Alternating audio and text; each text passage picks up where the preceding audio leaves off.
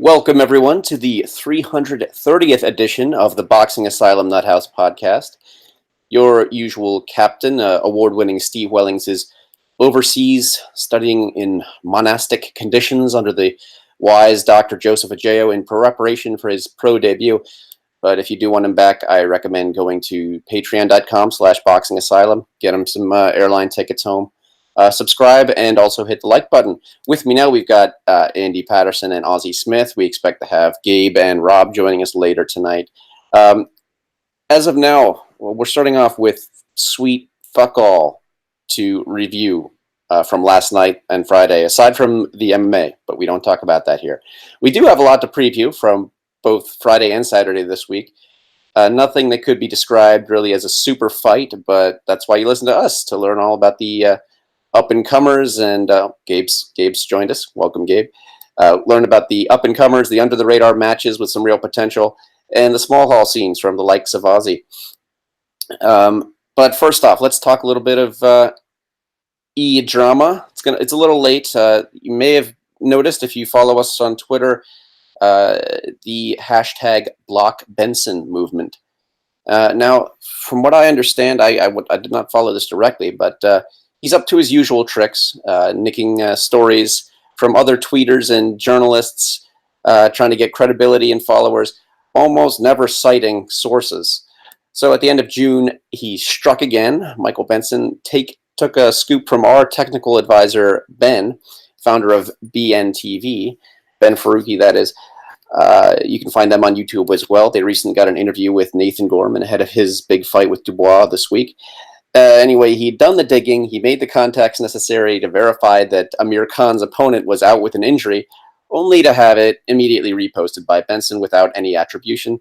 So that's prompted the hashtag Block Benson movement in order to make it harder for him to spot these info drops. Feel free to join in. Any comment on Benson? Yeah, fuck him. Anyone want to defend Benson here? Ozzy will do that. No chance. Fucking no chance. Defending Ben. No, piss me off that. I'm part of the movement now. Hashtag Block Benson. We need to get it trending again. I think at one point it was over 200 tweets when it started, the trend. So let's get it going again. And for everyone who does block him, we can arrange a prize to be arranged. I think we'll put you part of a giveaway and potentially winning some signed Boxing Asylum goods. And I heard also Steve's wanting to give us some Patreon free subscriptions for a month. That may be made up, but I'm not exactly sure. I know most of us have blocked Benson, so we don't actually know. But has he reacted to this in any way? I don't even really give a fuck, actually, to be honest. See, end of the day, in that, I mean, when he initially got pulled up for it and stuff, he ended up then putting in people's hashtags or the rats and stuff like that. Then the thing with Ben really was this: he knew what he was doing, and he still didn't give the guy credit for it and stuff like that. So he is what he is, He's a wee thief, just trying to make his way in the world and stuff like that. He wanted to kind of brown nose himself. Well, he's himself into a good position and stuff. He's doing no bad for himself, I must admit. Yeah, he's gained quite a following of especially people who are too lazy to look out for the legitimate sources like BNTV. In fact, if you follow them, you'll get actual video content instead of just text. But I know a lot of people are too impatient for that stuff these days. Anyway, more news this week. Tyson Fury, lineal heavyweight champion, has announced that he intends to fight Serafina's main man, Juicin' Jarrell Miller, in October, probably in New York, somewhere on the East. Now, this is probably not something any of us is chomping at the bit to see, but he did soften the blow a little by saying that the rematch with Wilder was next on his list. Thoughts on this announcement? Well, when did they say the rematch with Wilder was happening? Was it January next year, he said? I believe so, yeah. I mean, there's going to be some fucking fallback off this Jarrell Miller fight if it comes to pass. Nobody's wanting to see that fight. I don't think anybody wants to see Miller in the ring again and stuff. And to be honest, it would put a lot of noses out of joint, especially amongst professional heavyweights and stuff. Think about Del Bojizora, for example. If this guy comes in and gets a payday, which he's likely going to get, I mean, I dare say he'll be, he'll get big money for the fight, but he'll be compensated a decent wedge, a wedge that he probably doesn't even deserve at this point, in my opinion. But I think that's probably a pretty common thought among most people. I mean, if that fight really goes through, oh Jesus Christ! I can just hear the fucking shitty ESPN announce team now just jerking off all over the place at how wonderful Tyson Fury fucking looks against a big fat doper. I mean, Jesus fuck. This shit is goddamn ridiculous. I got to tell you, I know you were a little bit more calm in your response. This is fucking ridiculous. Why the fuck would Tyson Fury be fighting this guy? He's done absolutely nothing. Now he's a cheat. How are you going to swing giving this guy a fucking payday in your favor? I mean, it's going to make Tyson Fury look like a dumbass, too, for having this guy in the ring with him. I mean, sure, I can see the ESPN announce team. They're going to say, oh, well, he dispatched the fucking drug cheat and cleaned up the sport. Who gives a flying fuck? Fuck. This fight just fucking pisses me off. It'd be interesting to see what it looks like to off the steroids and all the EPO and that, you know. He'll probably come to the ring in one of those motorized scooters. I think it's a disgrace that he's even being talked about getting an opportunity at the highest of levels, despite knowing everybody knowing what he's done. And it wasn't just, like an accidental, like pre-workout or something like that, or literally, something innocent that it could be like a nasal spray or something. This guy was legitimately cheating. Did he even get any sort of ban? I think the WBA banished him from the rankings for 6 months? 6 month ban. There's been nothing concrete, I didn't think, coming out. He failed 3 tests, and yet straight away he's been spoken about headlining in New York against Tyson Fury. I've no interest in that fight. We all talk about and all the promoters talk about Frank Warren's words are, if it was up to me, people would be banned for life. And what's he doing now? He's involved in a fight that is going to potentially involve one of the biggest drugs cheats, topping a bill involving one of his fighters. Now, it's just pure contradiction. You can't say, I want them banning for life, yet you even consider them for an opportunity 5 months after when he got busted in the first place. It's a pointless fight anyway. Fury will absolutely destroy him. It'll be a one-sided beatdown. But that's beside the point. You've got to look into what he's done and how he's been busted. And like you said, other fighters would potentially jump at the chance for it. And he's essentially being utilised as an opponent purely because of the publicity he got surrounding his drugs cheating. But it's a big call going into a fight with him because what's going to stop him from doing it again? He knew he was part of testing in this camp for the Joshua fight and still did it off his own back. You could waste 8 weeks, 9 weeks, and then the testing comes back for Jarrell Miller and he fails another test. And it's just 8 weeks down the shitter. Definitely good point. I would not give this guy any time of day. If it was me, if I was a promoter, I would look to get with all the other promoters and essentially stop and block him from getting opportunities. And if he's that serious, he has to basically go back to the drawing board and work the hard way. And that's on the smaller hole shows, fighting essentially garbage. And then he bides his time and gets an opportunity. That's what he has to do. He shouldn't just be thrust straight back in because it's a disgrace. What I was going to ask is, what's his current situation with, like, say, Eddie and Matchroom, promotional wise, TV wise? And that, if Fury's going to fight him in New York, it's clear it's because Miller's, a native and he can maybe sell a fair bit of tickets and that. I dare say the trash talk will be off the charts, no doubt about it. But what is his current situation promotionally and contractually, TV wise? Does Dimitri Salita promote him? I think is he his promoter and he worked hand in hand with Matchroom, to essentially get him in this opportunity. I know Hearn has basically said that he's washed his hands of him, but he may go back to him in a couple of years' time, when the dust has settled. But at the moment, he has no interest in doing it. But I'm not too sure. I think Salita is his main promoter. Well, he was prior to all the drugs testing news anyway. We do know that at least as far as public relations, he's got Serafina backing him. And honestly, since she's not here to defend herself, I think you gentlemen have been far too hateful on the poor persecuted Jarrell Miller. You're probably exhausted from getting fucked in your ass. Aye. I was going Now- to say, though, Ozzy's right, though. It is silly. I've just pulled up the info there. It is. He's also got Sam Peter, or did have Sam Peter. He's also got quite a few of the Uzbeks and the Kazakhs. And that. He's also got big Otto Wallen, who we're discussing. He's fighting next week as well. He's fighting BJ Flores, so he's on that. He's on that list of fighters. I know it's bad, eh? Okay. Well, take some heart from this, though. Bob Arum was recently interviewed by IFL TV, and he said, well, Miller is still under suspension. Actually, it's not really a suspension. They revoked his license because of the drugs testing. He hadn't formally signed a New York State boxing contract. Well, he remains on a non-participant because of the revocation of his license. I think it's silly to talk about him being an opponent for Tyson Fury or anybody else. I think that's all premature. So at least Uncle Bob, Uncle Bob is at least pushing this back a little bit. You know, it might not happen. Bob's been good. Bob's been really good content this week. Actually, I mean, I say he was laying into Eddie Hearn, for example. He's saying that there's been a delay in the Lomachenko Campbell announcement because Eddie's begging him to kind of keep it quiet until so it doesn't affect the Dillian White Oscar Rivas ticket sales, which is apparently going down the shitter.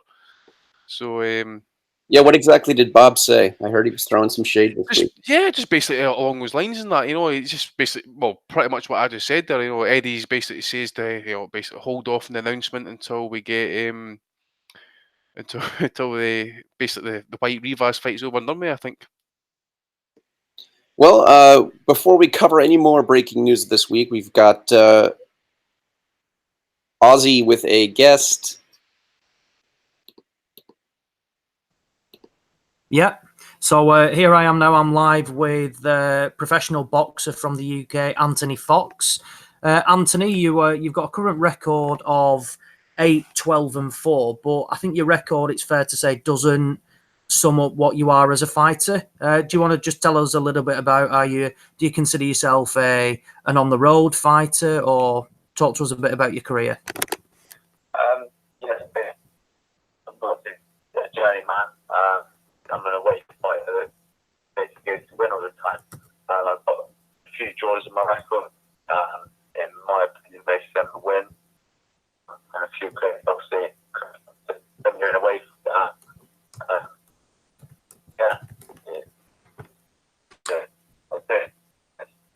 So you started off essentially, you turned pro a few years ago now, and after a win against a 5-0 Morgan Jackson back in 2016, I think you essentially it took up until 2017 against Geraint Goodridge for your next win.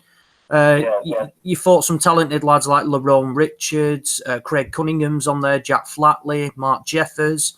Who would you say you've been the best fighter you've been in the ring with today? Pretty good. Obviously, Coin is one that.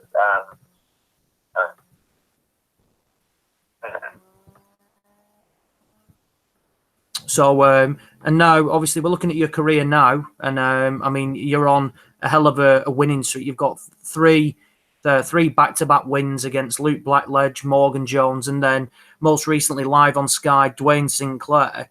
Do you have titles in sight, potentially an area title or even potentially a British title? Because I mean, you're beating guys now, looking back as well, like Ryan Aston, who've competed for international titles and area English and British titles as well.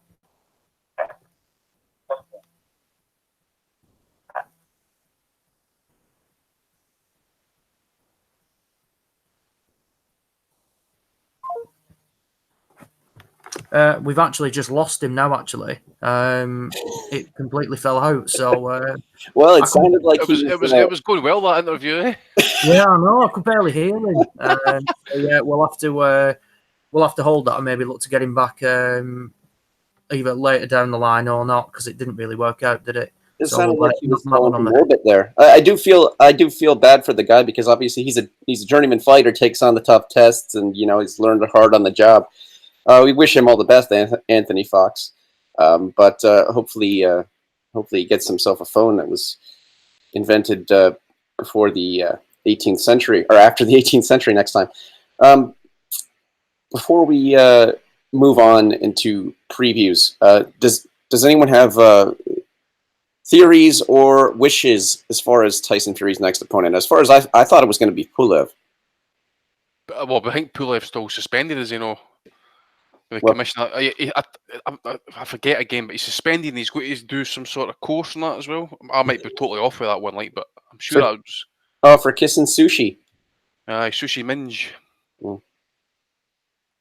But as for Tyson Fury's next opponent, I mean, obviously we all want to see. I don't think he got extended on his suspension. I think there was some discussion of it, like he had to complete a fucking I don't know, some kind of like course, like a sexual harassment course or some shit like that, maybe.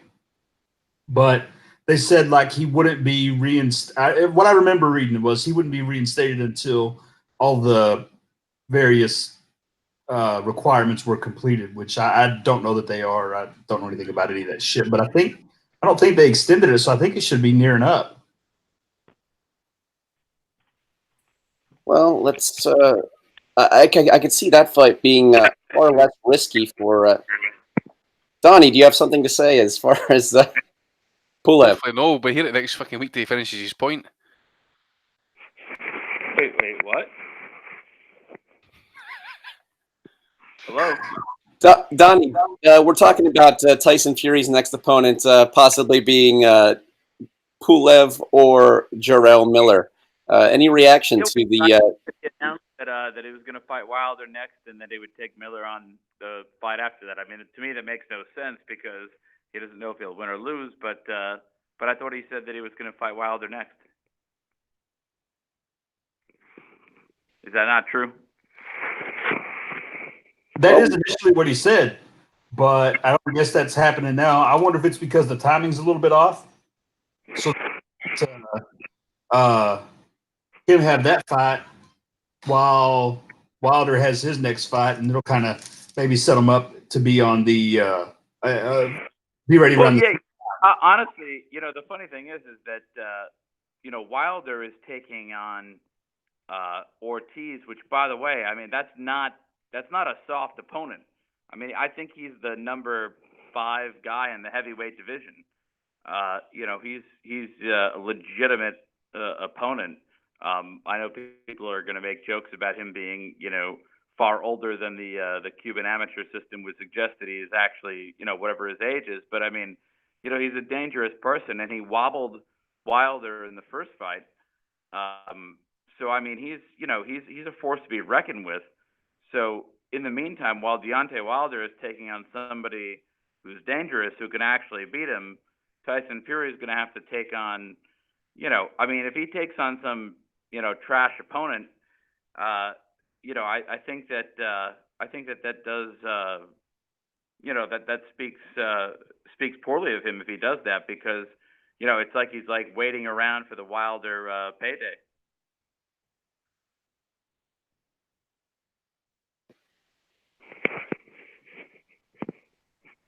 Thanks, Donnie. Let's move on to the fights that actually did happen this weekend, which I didn't even know were happening. I fucking bet you didn't, by the way. I had no clue. I didn't. I fucking know you didn't have a clue. No, well, we got a card from Germany. We got a card from Kazakhstan. So who actually watched this shit?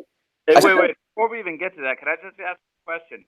I want to know who said that my balls were gone and that I couldn't come on the pod because the missus took my balls. It was me, goddammit. I said it. I started the rumor though. Yeah, you know what? Yeah, the whole lot of you can go to hell. That's true though. Yeah. Just go to look in the basement. That's where your sound's off. Rock and yeah. Well, you've already proven me wrong, so don't be too sore, Don. Does the missus know that you're on though? That's the question. Oh yeah, absolutely. Okay. Hello, Ms. D. To pull out my penis and just smack her with it. If you Come and eat it, aye. I'm going to find out. I'm gonna email her a link to the pod, that way she can hear this exact little quote. Let's move on. Andrew, it sounded like you at least were aware that fights were happening this weekend. Did you watch them? I've looked over the cards. I still don't give a shit. So even if I had known, I wouldn't have watched them. Oh, that's fair dues. Well, fights I have seen actually is obviously there wasn't much in terms of action. I've seen two fights on the Kazakhstan card. Ubali against Villanueva. Just Ubali was just far too big for the guy, and just basically kind of wore him down in the end. I think he's going to be a legit force at the weight. He's calling for unification fights next and stuff. So let's get them made. The other one I seen was Zankosh Turarov. Again, aggressive fighter, wanted to kind of make a statement. Did in the end, actually, suppose he did really kind of bang the guy up. One question I was going to ask, I noticed David Oliver Joyce, I know he did win on points, never saw it, but I see his fights come up as a no decision or a no contest on BoxRec, but it seems to be because he's banned or something like that by another commission. Yeah, I was just going to ask the same question. So I don't know what he's done, but in his past two fights now, Andy, against Stephen Tiffany out in Dubai, and obviously against Braylor Tehran, they've both been sent to no contest because he boxed under the New York State Athletic Commission suspension.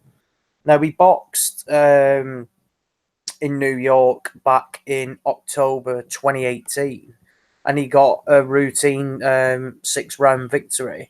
But then he's obviously been suspended since. Not really sure what's gone on there. It doesn't state why, and I mean it can be anything in terms of why he gets a suspension. But it's interesting that it's carried up until 1, he was suspended in April, and then 2, suspended in July. So if anybody has any information on that, definitely put it in the chat, because it'd be quite interesting to know why he's still suspended, whether it's some like medical purposes or was it more serious? Was it any like dodgy tests? But certainly a strange one, that's for sure. But the rest of the card as well, that Villanueva, he's no stranger to a few of the UK fans. Where he boxed Zolani Tete in Leicester on a BT card, probably 18 months ago now, when it wasn't a great fight. Tete just completely outboxed him. And I've seen a bit of that that Argentinian who was on the card as well, that Moro Maximiliano Godoy. He's another one of those, like a bit of a blown up record, but no real meaning. Argentinian record, mate, isn't it? Yeah, it is. Yeah. And then usually gets brought over to fight, like one of the super lightweight prospects and things like that. I mean, like I said, he's got 31 wins, this guy. But it's interesting, though. Obviously, MTK really utilising their contacts and their stable. I mean, where is it now? So they've just put a show on in Kazakhstan. They put a show on in Dubai. They're regularly putting shows on across the UK as well, in new venues and more common venues as well. So they're fast becoming a major promotional outfit. Yeah. Bob Armand mentioned that as well, because I see Ubali, he's managed by them as well, MTK. I didn't know that. No, I didn't know that. Funnily enough, that Ubali is being lined up to fight Paul Butler in September, October time, which is going to be interesting. I would think it's going to be a relatively routine win for Ubali. I think he could probably get Butler out of there. Right. I used to rate Butler. He's huge. And Butler's quite small for a bantamweight. Yeah, Butler is small for a bantamweight. I think he could make Superfly, to be honest. Also, Butler's not very good. He kind of sucks, doesn't he? He was on I saw him on the card, the Josh Taylor on the card there, a couple of months back. I can't mind who he was fighting, but he looked okay, I suppose. But as I say, it's a different level.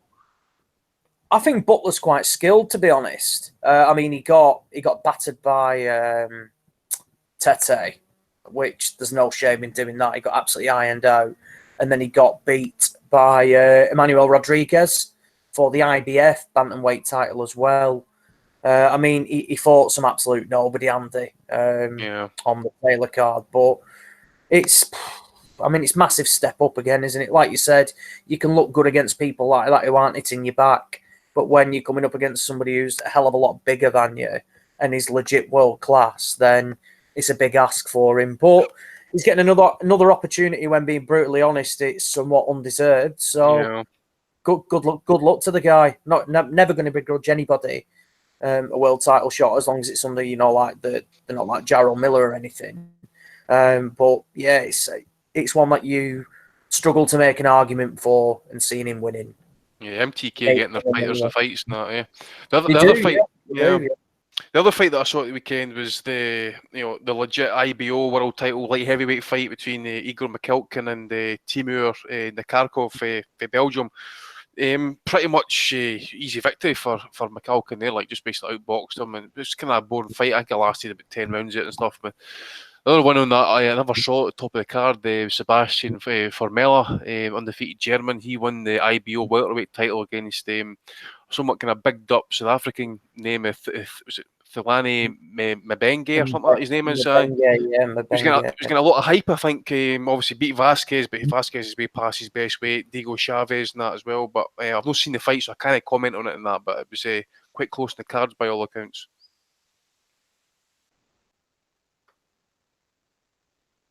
Well, before we move on to previews, we got Rob Kelly on as well. Rapping Rob Kelly from Wexford.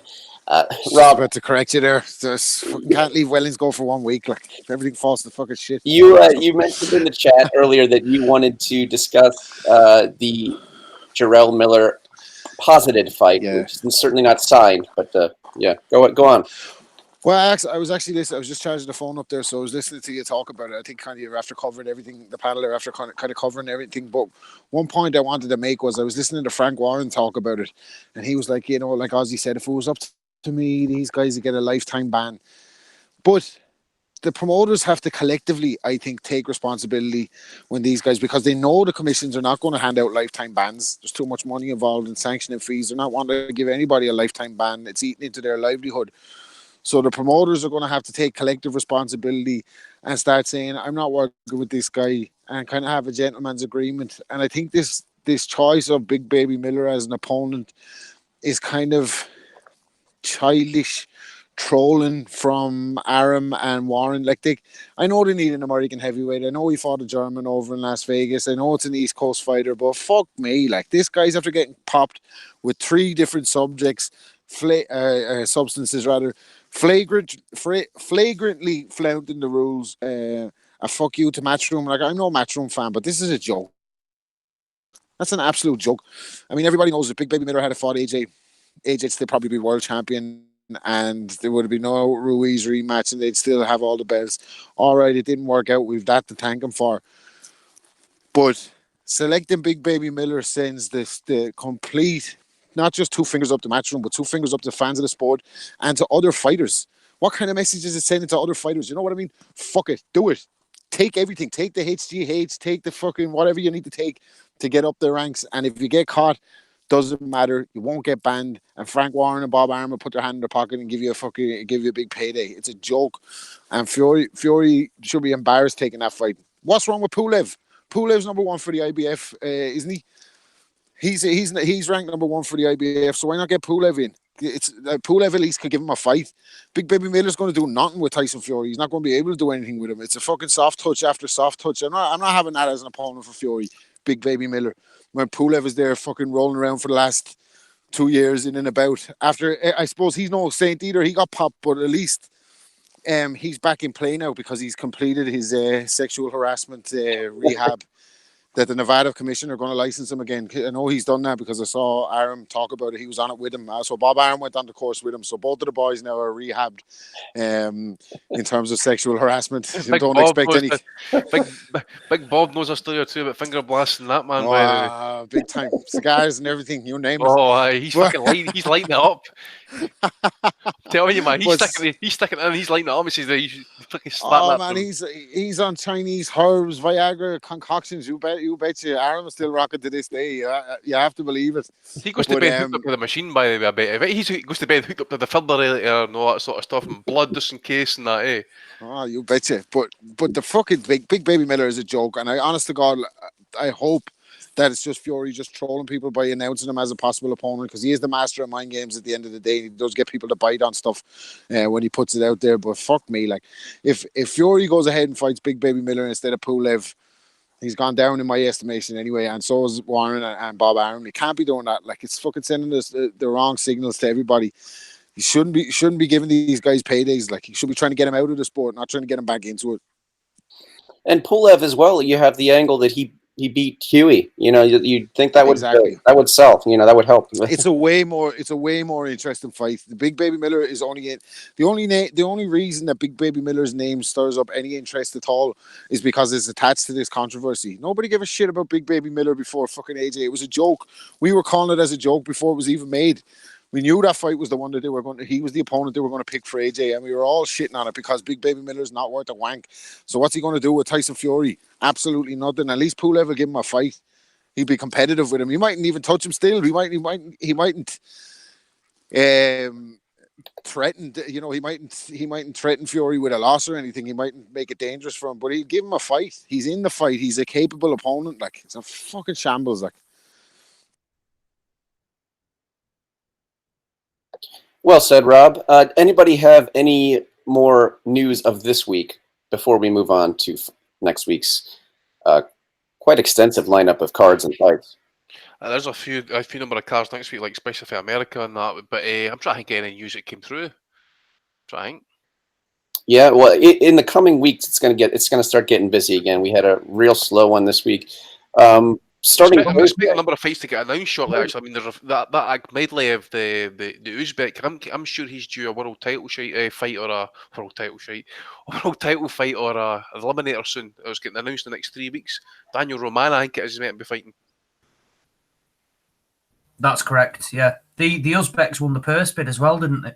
That's right, mate. Aye, because they're looking at 3 venues, either LA, which is obviously Roman's area, Kazakhstan, and I think the other one, did they mention New York or was it London? I think. I can't mind. Is Roman on DAZN now? I think he is, mate. I think he's one of Eddie's fighters, eh? What? So they've lost the purse bid? Fucking hell. I'm sure he is. Because I remember did Romano get it was knowing that kind of first photo shoot at the time when DAZN was announced with like Miller and all the boys and Andrade. Right, yeah. Because did he fight Gavin McDonnell? I think he did. Yeah, he did. Yeah. So I assume he's still with them anyway. There are actually 2 pieces of possible announcement regarding Kovalev this week. First, there's the yard thing going back and forth, and who knows, they're going to re-sign it or who knows. And also, Kovalev has apparently got this offer that he might fight Canelo. We're certainly going to come to that in Belly of the Weeks when many people are saying Canelo would whoop him, but anything solid regarding either of these 2 matchups? I heard something about that too.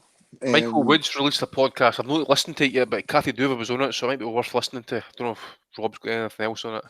No, I heard. I think it was Aaron say that 100% that I can't remember who it was actually that I was watching the interview, but they reckon that Canelo does not want the Golovkin fight next. He doesn't want the third Triple G fight. So that you could imagine that the DAZN bosses are completely panicking now then. And you've got Kovalev, who's a former HBO guy, who's kind of, has that same kind of ghoulish reputation for being a knockout artist. It's another belt. It's another kind of opportunity to market Canelo as like multi-weight world champion or whatever. But I just heard, I can't remember exactly who said it, but they said that Canelo 100% doesn't want Golovkin next, and that's why they're trying to come up with Kovalev. They're scrambling. That's interesting. And that's great marketing if you win the fight. That's a whole other ball game there. Bob Arum said that to IFL TV. Right, I was thinking, I knew I heard it somewhere. Isn't Kovalev like about a foot taller than him? Yeah. I mean, I remember watching footage of Kovalev sparring, I think it was Guillermo Jones. This was before Kovalev became champ, or just long after beating Cleverly and that. And he was holding his own against the likes of Jones. Now, that's obviously a fighter's not obviously at that point cutting weight.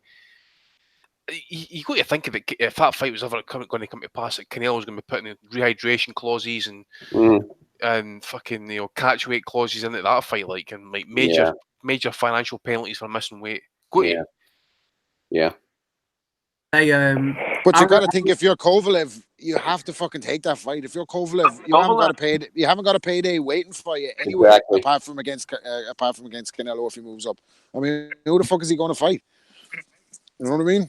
Yeah, and he's reaching the twilight of his career. He wants that big payday. Who wouldn't? I mean, even if he knows he's getting screwed. Kovalev's only 6 feet tall. How tall is Canelo? I've taken a picture with him, and then I had some shoes on that maybe gave me some height. I looked taller than him. Donnie's just trying to sound big. No. What I'm trying to say is that I mean, this sounds like a time when Donnie Donano, by the way. When Hamed talked about it last week, I told him he was nuts. I still think he is a little bit, but I mean, the more I think about it, I mean, maybe it's possible. I mean, I just hope that it doesn't happen at a catch weight and that they do it at the full limit. But I could see it happening. I mean, let's face it. I mean, Canelo came into the ring against Austin Trout at nearly 180 pounds.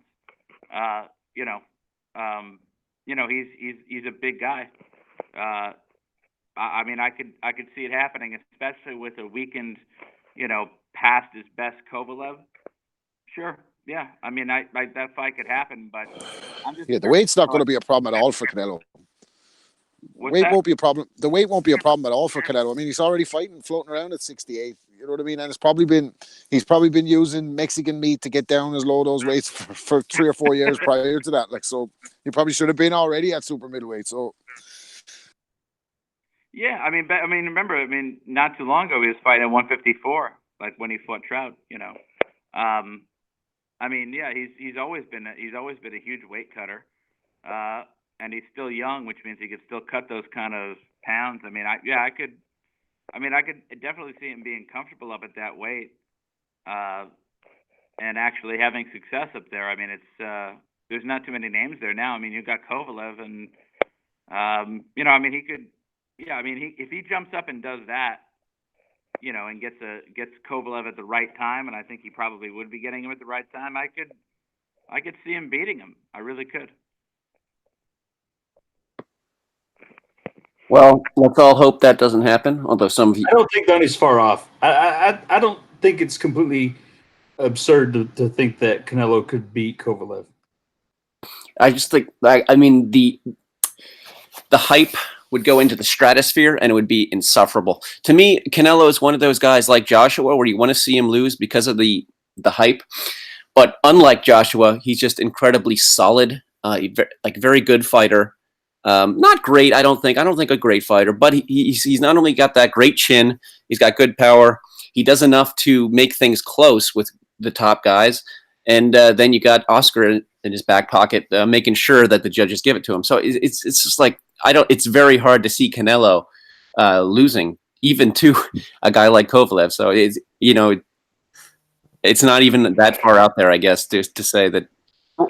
What I don't understand is why he doesn't want the third Golovkin fight. It's like free money. I mean, and even if he were to lose or something, I mean, he could just get the fourth one because he's got a draw and a win.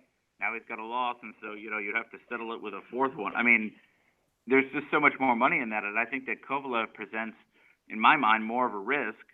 I mean, why not just fight Golovkin again? Is there much money in it though for the US audience for DAZN? Because all these decisions are going to be made on this DAZN deal now, aren't they? Like, so. Yeah. I mean, they're trying to drive subscriptions up. Are they going to get more subscriptions by people seeing a third fight between the two of them where? I don't know. Like, I don't know if the Americans and Mexicans are going to buy into that Golovkin. Like, most people thought he lost the first one, won the second one, but like Golovkin's on the slide a bit, I think, isn't he? Robert, the Mexicans will buy anything. If there is a Mexican fighter, they will buy. No, but they're banking on like American subscription TV numbers, so they have to kind of create this kind of hype about him going up to light heavyweight, I think, to drive those subscription numbers up. I don't know if people are going to take out of his own subscription necessarily just to see Canelo Golovkin 3 when they've already seen it twice. Like, well, I'll tell you what I think. I really feel like whenever you're talking about that, you kind of have to split it into two really different groups. So you have your Canelo fans, which are a ravenous group, and there's also a lot of those Mexicans who will support any Mexican fighter. There used to be a guy on the forum, and he was a Mexican loyal. Yes, Oswald. he loved Mexican fighters, and he could have Jesus Christ and Satan tag teaming a Mexican fighter, and he's gonna pick the Mexican fighter every time.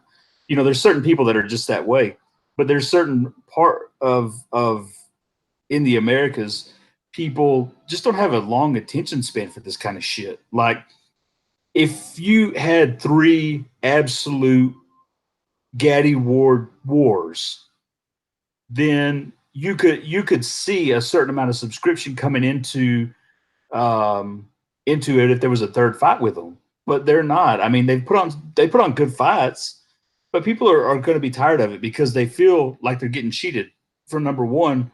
Whenever a lot of people felt like Golovkin won, and they felt cheated after that. And then the second one, there's still a fair amount of people who I think felt Golovkin won. And so I feel like you're I mean, it's going to be torn either way, but I don't think there's enough in this third fight to drive subscription. Like, people are fucking sick.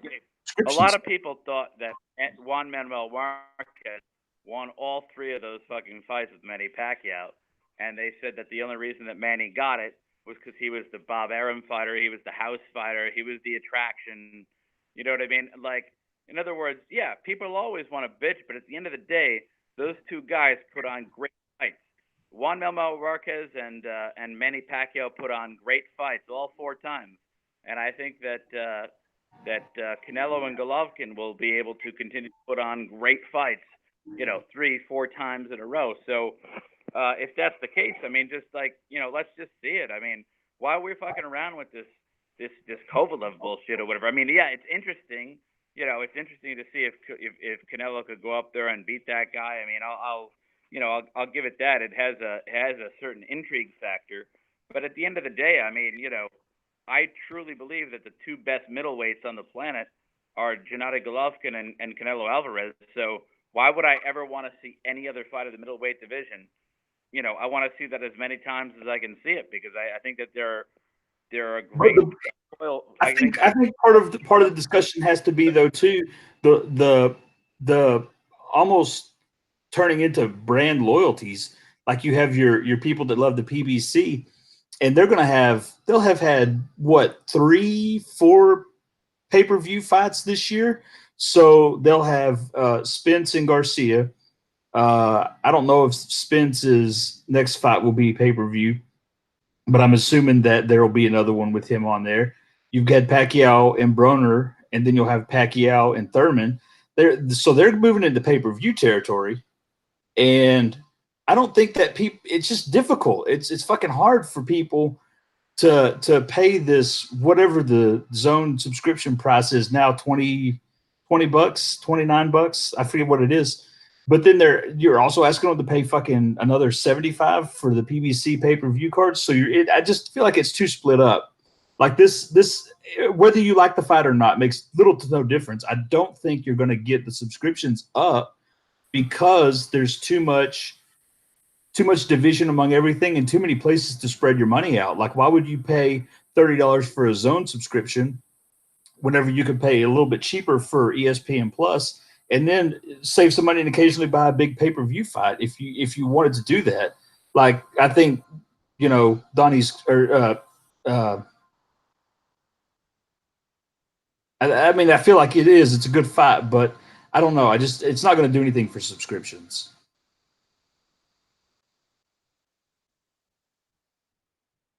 I wonder if there's any truth to the idea that Canelo does not want to make 160 anymore. I mean, he struggled badly with 150. I think that's true. I think that's true, and I think there could be a lot to it with the focus that's been on him in the aftermath of the Mexican meat scandal. Like, I just wonder, is he able to make 160 legitimately? I don't know if he is. Like, I think he's too big. He's been arguably cheating that weight, as Andy used to say, for years and years. I mean, and yeah, he couldn't look at Matthew Hatton, and he's smashed other blokes up in that, eh? That's it. One of our listeners goes on to Steve during the weekend. I suppose the stuff we've all covered here as well before, but we all remember Ryan Rhodes, 11th round. Matthew Hatton couldn't stop him. He gets stoppages against Gomez and these guys, but he's not blasting them out with one punch or anything. So I think this power that he's developed over the last couple of years is suspect as well. True. It's all to do with that Mexican meat, though, Rob. It comes, he had it shipped in regularly. It's no, that's it. It's no coincidence that the more Mexican meat he ate, the power came as well. So, and the more weight he lost, this fucking magic stuff that I got to start importing myself. It's truly the best cuts of meat from Mexico, and there's nothing else in it, and of course like that. So it's the Mexican meat is the real reason that Canelo has become the global star that he is. But just a quick one. I do applaud the guy for even considering going up to light heavyweight. I don't think he was massive at 168, to be honest. So to go up again, up to 175 against Kovalev, who was a big bloke as well, I applaud that. And the fact that he's looking to win another world title, he's not even testing the water. That saying, I don't think the fight will happen. They were looking for it to happen next. But I mean, look, we're going into the second week of July now. They need to get something sorted ASAP. And they've still got Kovalev's mandatory situation to sort out as well, which is Anthony Yard. They need him to step aside. I can't see the WBO, basically overruling it and just saying, well, tough. So it's going to be interesting. Like I said, I applaud it. You've also got the Demetrius Andrade fight, which there's no reason why that couldn't happen. They're both on the zone, but does it do anything for subscriptions? Probably not. But it's another world title. It's a big unification fight. It's going to be interesting because there's a lot of talk about Canelo's next opponent, but nothing's concrete. And the more the time passes, it's going to be a hell of a lot longer. And then he'll end up just not fighting and becoming inactive. Because he only fights, twice a year now? 3 max. So he fights on his set times, and they need to lock in an opponent quickly. And if they can't get Kovalev, they seemingly don't want Golovkin, then who does it really leave him, being brutally honest? He's not going to fight Danny Jacobs again. Will he go for the... Not going to fight Billy Joe 168 either, you Yeah, think. he's not going to fight Saunders at 160 or 168, which is a fight I would really like to see, to be honest. But I think Saunders would pose quite a few problems for Canelo, to be honest. He's just got that style that he can be tricky for anybody. I think Andrade could be tricky at times as well for Canelo, to be honest. But if he doesn't fight Golovkin and he doesn't get the Kovalev fight because they can't agree terms, then who will he fight next? It's a difficult one, really. We have to wonder if maybe Callum Smith is in the running because of some other news that dropped this week about, was it Warren who said he turned down their offer to fight Billy Joe? So I wonder if Callum Smith's biding his time. He said before he wanted Canelo. It's less of he's a huge bastard, but it is still less of a stretch than going up to light heavy for Kovalev. Yeah, it'll certainly be interesting. But again, Smith's on about he needs the right money and things like that.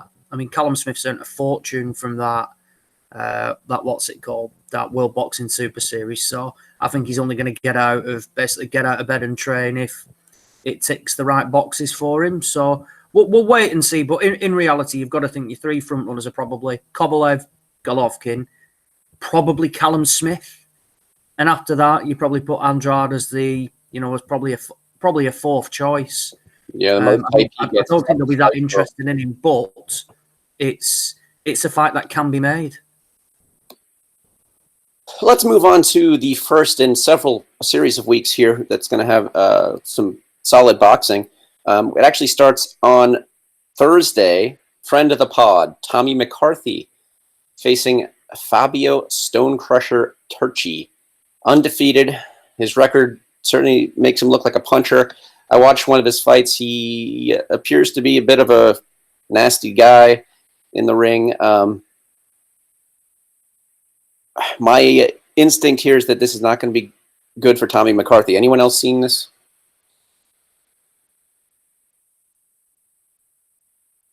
I've not seen much of the Italian, but I've seen a lot of Tommy McCarthy, and I think Rob Kelly's quite close with Tommy as well. And Tommy openly admitted in his last fight he was essentially just in sparring. I mean, he got beat, but when he was in there, he hadn't been active and he'd just been doing that much sparring, and he took that mentality into the fight, and it cost him. He had a quick win against some absolute no mark last time out in Belfast, and now look, he's got this opportunity going on the road to Italy against this Fabio Turchi. I remember he beat Tony Conquest at the end of last year, which I mean is by no means any sort of like victory. And aside from that, his record is pretty inflated. And I always feel like these Italian guys, can be like the Spanish as well. You don't really see a lot of them, and some of them will either be really good, and others will just be, like I said, he's 17-0. But is he that good? McCarthy's impressed a lot of people behind closed doors, but he's yet to show it in the ring. Will going away, basically, I mean, it might be on Sky. I'm not sure. It's one of these DAZN Italy shows with Matchroom. Will going away, just give him the lease of life that he needs. He's probably last chance saloon. We've seen before Brits go abroad, and get brought across for opponents. Joe Murray springs to mind when he beat that Rashid Kassim was it in Denmark or something, that cocky fighter, and he absolutely splattered him all over. So I've not seen a lot of Turchi, but from seeing what I've seen of McCarthy, he has skills and he can box. It just depends whether he can basically put the form on into the ring and under the lights. The other fight on the card as well is another one known to the UK's Marcus Morrison. Now, I mean, we saw Morrison, his career's been an absolute disaster, putting it bluntly. He's got a padded 20 wins against, just fighting rubbish constantly. And then he stepped up against Jason Wellborn, his biggest test to date, and got absolutely battered. It was a decent fight, actually. He started okay, Morrison, and then Wellborn took over and beat him to a pulp. And it was one that a lot of people felt it should have been stopped. He's then suffered 2 losses since against to the Tyan Booth, which obviously he's been permanently banned from boxing, and is now just sticking to his videos and talking about people in his Echo Falls. And then he lost to another journeyman as well, Alistair Warren. So he's going against he's going in against Emmanuel Blandamura, who lost to Billy Joe Saunders about 4 years ago now in Manchester for the European title. Saunders absolutely iced him. He iced him. He was out. I think he was out cold on the rope. He basically hit him and he collapsed through the ropes. It was a right mess. So I think this will be a rude victory for Blandamura, to be honest. It's not the best of fights, but this is what we're seeing now. You're seeing, these Brits just get, basically, because there's not the depth of fighters there, they're just getting thrown over to Italy and things like that for random opportunities. Again, for these bauble belts, like this is for the WBC International Silver Middleweight title. I mean, it gets them a top 10 ranking, but being brutally honest, neither of them are going to be a top 10 world level fighter.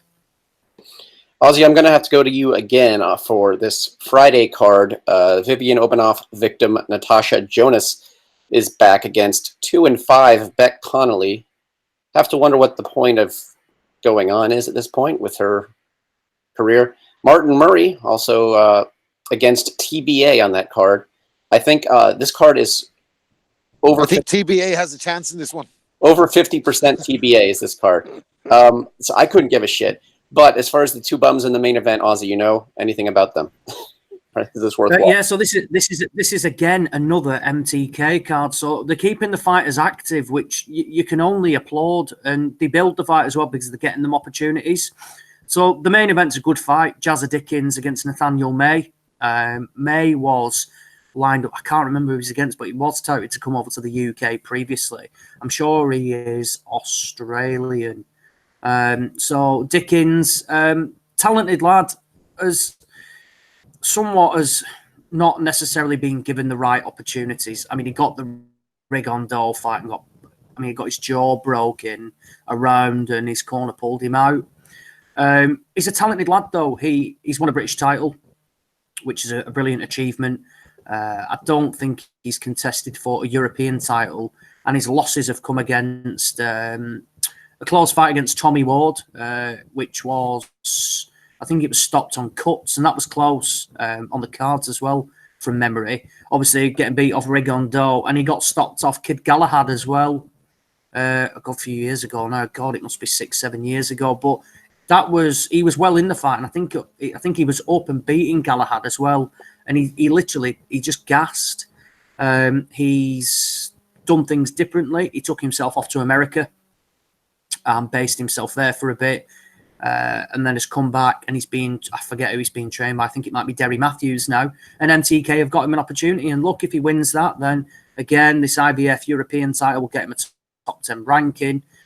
Martin Murray is again making a comeback. I think he said he's having the fight just to see if he still has the desire to fight anymore.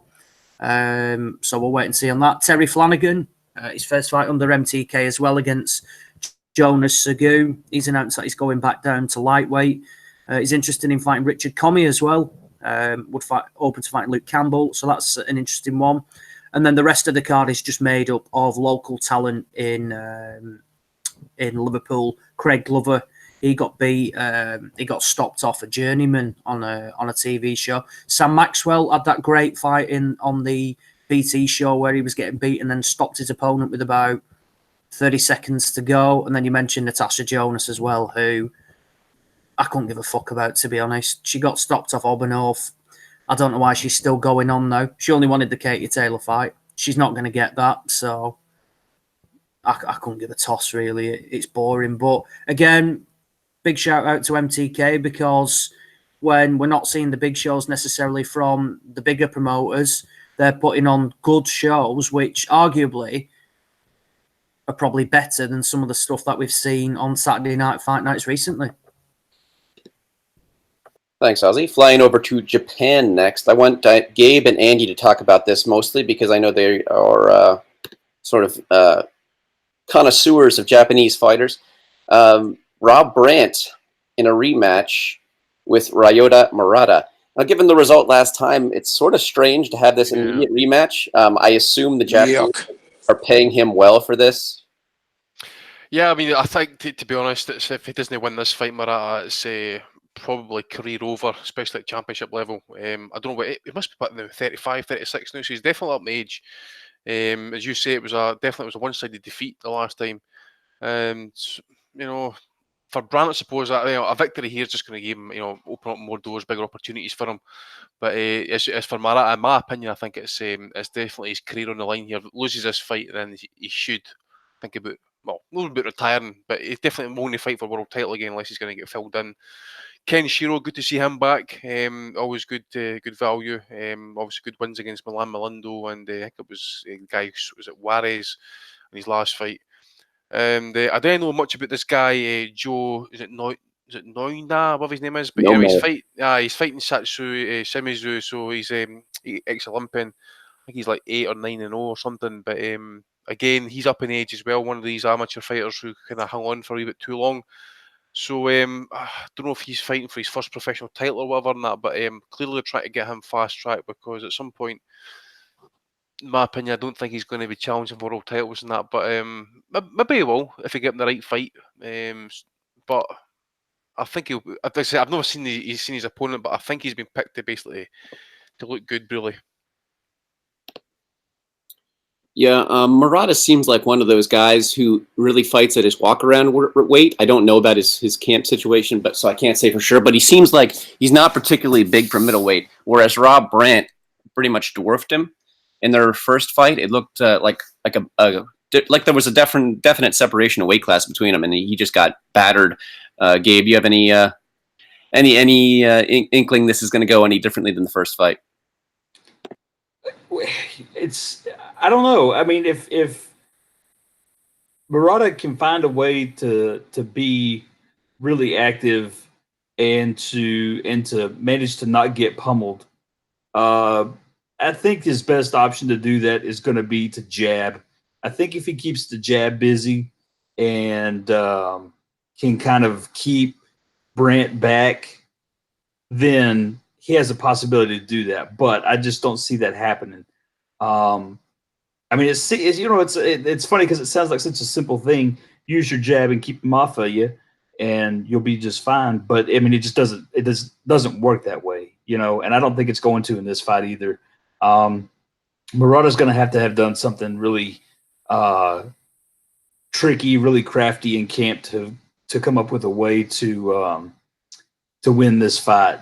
However, it is in Japan, and so the hometown fighters in Japan often get favorable decisions. Let's put it that way. From what I see, I guess I shouldn't say a lot of the time. They do. It has happened before.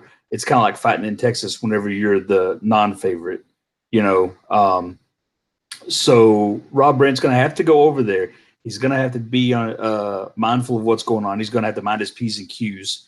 And he's definitely going to have to execute very clearly and very cleanly. If he goes in there and it's a sloppy, tough fight, and they give him, and he gives the judges any room to score rounds for Murata, they will. And I think he could, you know, possibly get jobbed on the cards. I really don't see any way Murata can win that fight. I just don't know, after seeing most of his fights, what are the possibilities of him doing something different, and what kind of things could he even do with Brandt? You know, so it's not just a matter of can you correct this flaw. It's can you correct a flaw, or can you develop something new? And I really don't feel like Murata is going to be able to do that. I mean, he wasn't a spring chicken by the time he went pro, you know, so I feel like it's kind of late in the game. We'll see what happens, though. And then what is it, Kenshiro? Yeah, so that one will be fun to watch. I think that one will be more for those of us who like the lower weight fighters. I think it's junior fly fight. So really, Kenshiro is kind of fun to watch. He's really young, and like a lot of Japanese fighters, he's gotten moved along fairly rapidly. You know, I think he fought Pedro Guevara about 10 or 12 fights in, maybe, into his pro career. And Pedro Guevara was a seasoned veteran by that time, you know, had plenty of fights, 25, 35 fights, somewhere, you know, around that area. So it's not like he's brand new. And he went in there, and he's fun to watch, I think. So if you haven't seen Kenshiro, you might be keeping an eye out for a stream or something that you can get a hold of on there. I'm not sure if we're going to be able to get it on ESPN, because I know Murata was broadcast by Top Rank before.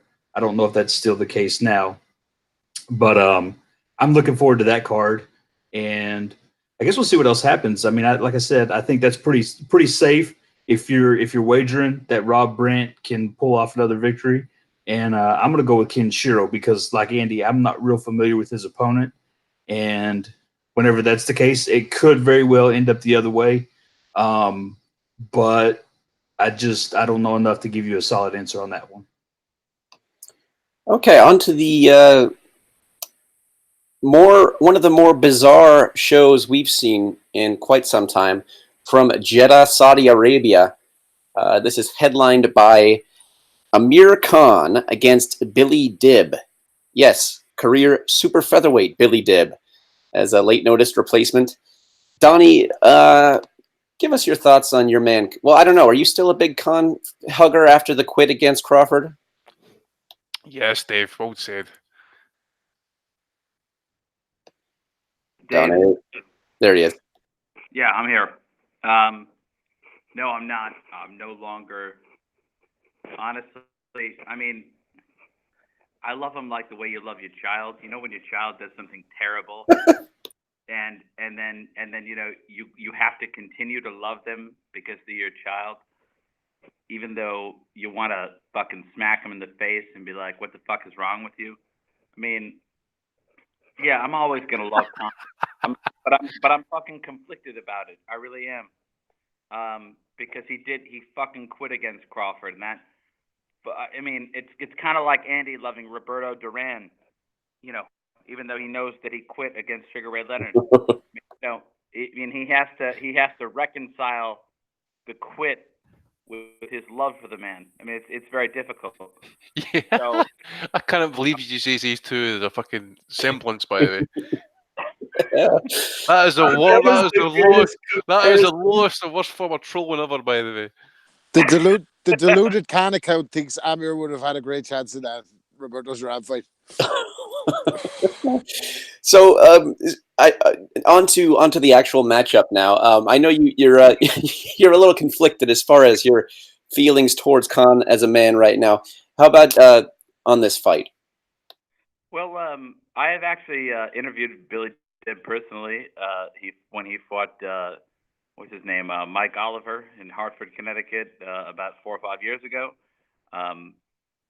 And you know, I mean, he's a good fighter, and he's got, I mean, okay skills. He's a, you know, he's a regional level fighter. But I mean, at the end of the day, Khan's gonna kill this guy.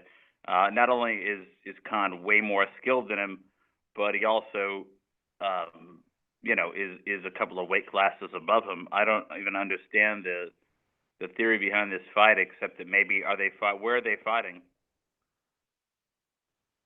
Jeddah, Saudi Jeddah, Arabia. Of all places. Yeah, so yeah, The mecca of boxing.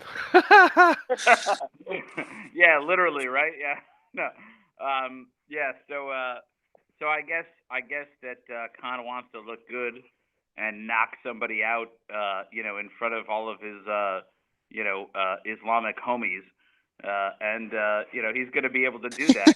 His Islamic homies. No, I mean it's true though. I mean that's what he's going for, and that's what he's going to do, and it's going to be very successful because he's fighting somebody that's much smaller than him, who has no business even being in the ring with him, and you know, and that's pretty much all she wrote. I mean, you know, he's gonna knock out Billy Dib in spectacular fashion, and you know, all the minarets and in Saudi Arabia, they're gonna be singing Allah Akbar, and you know, they're gonna be very excited because. Oh, this is brilliant. I can see Billy Dib, and he's a Muslim as well, by the way, so he'll be praying to Allah and all that sort of stuff. Like what you're saying, Donnie.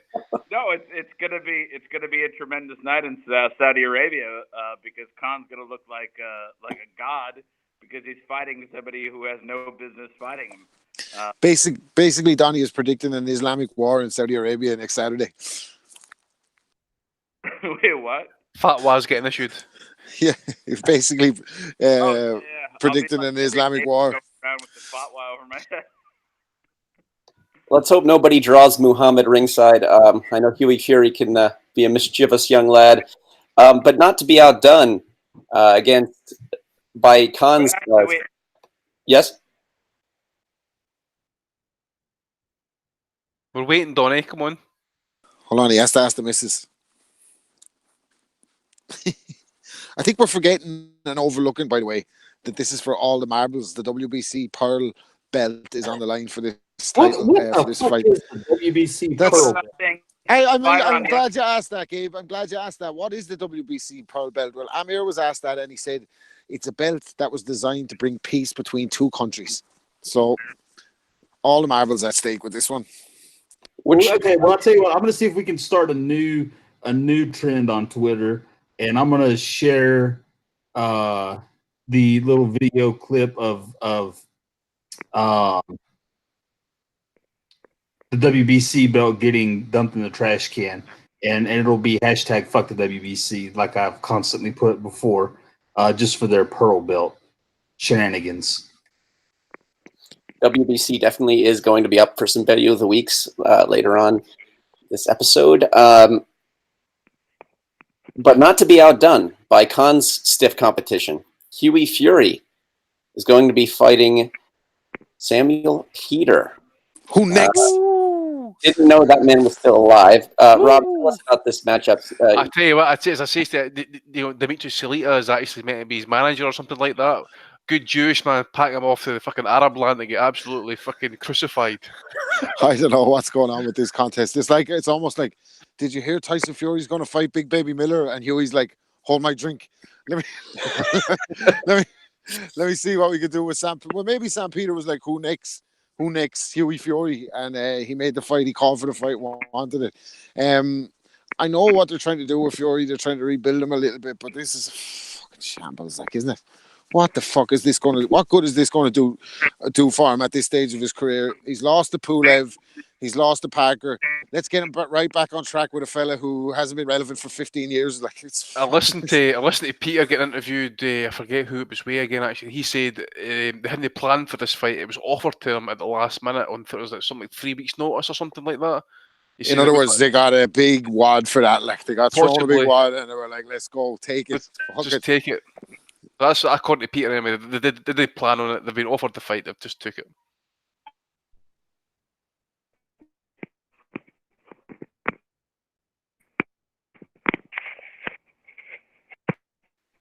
Oh, sounds like Donnie's being beaten.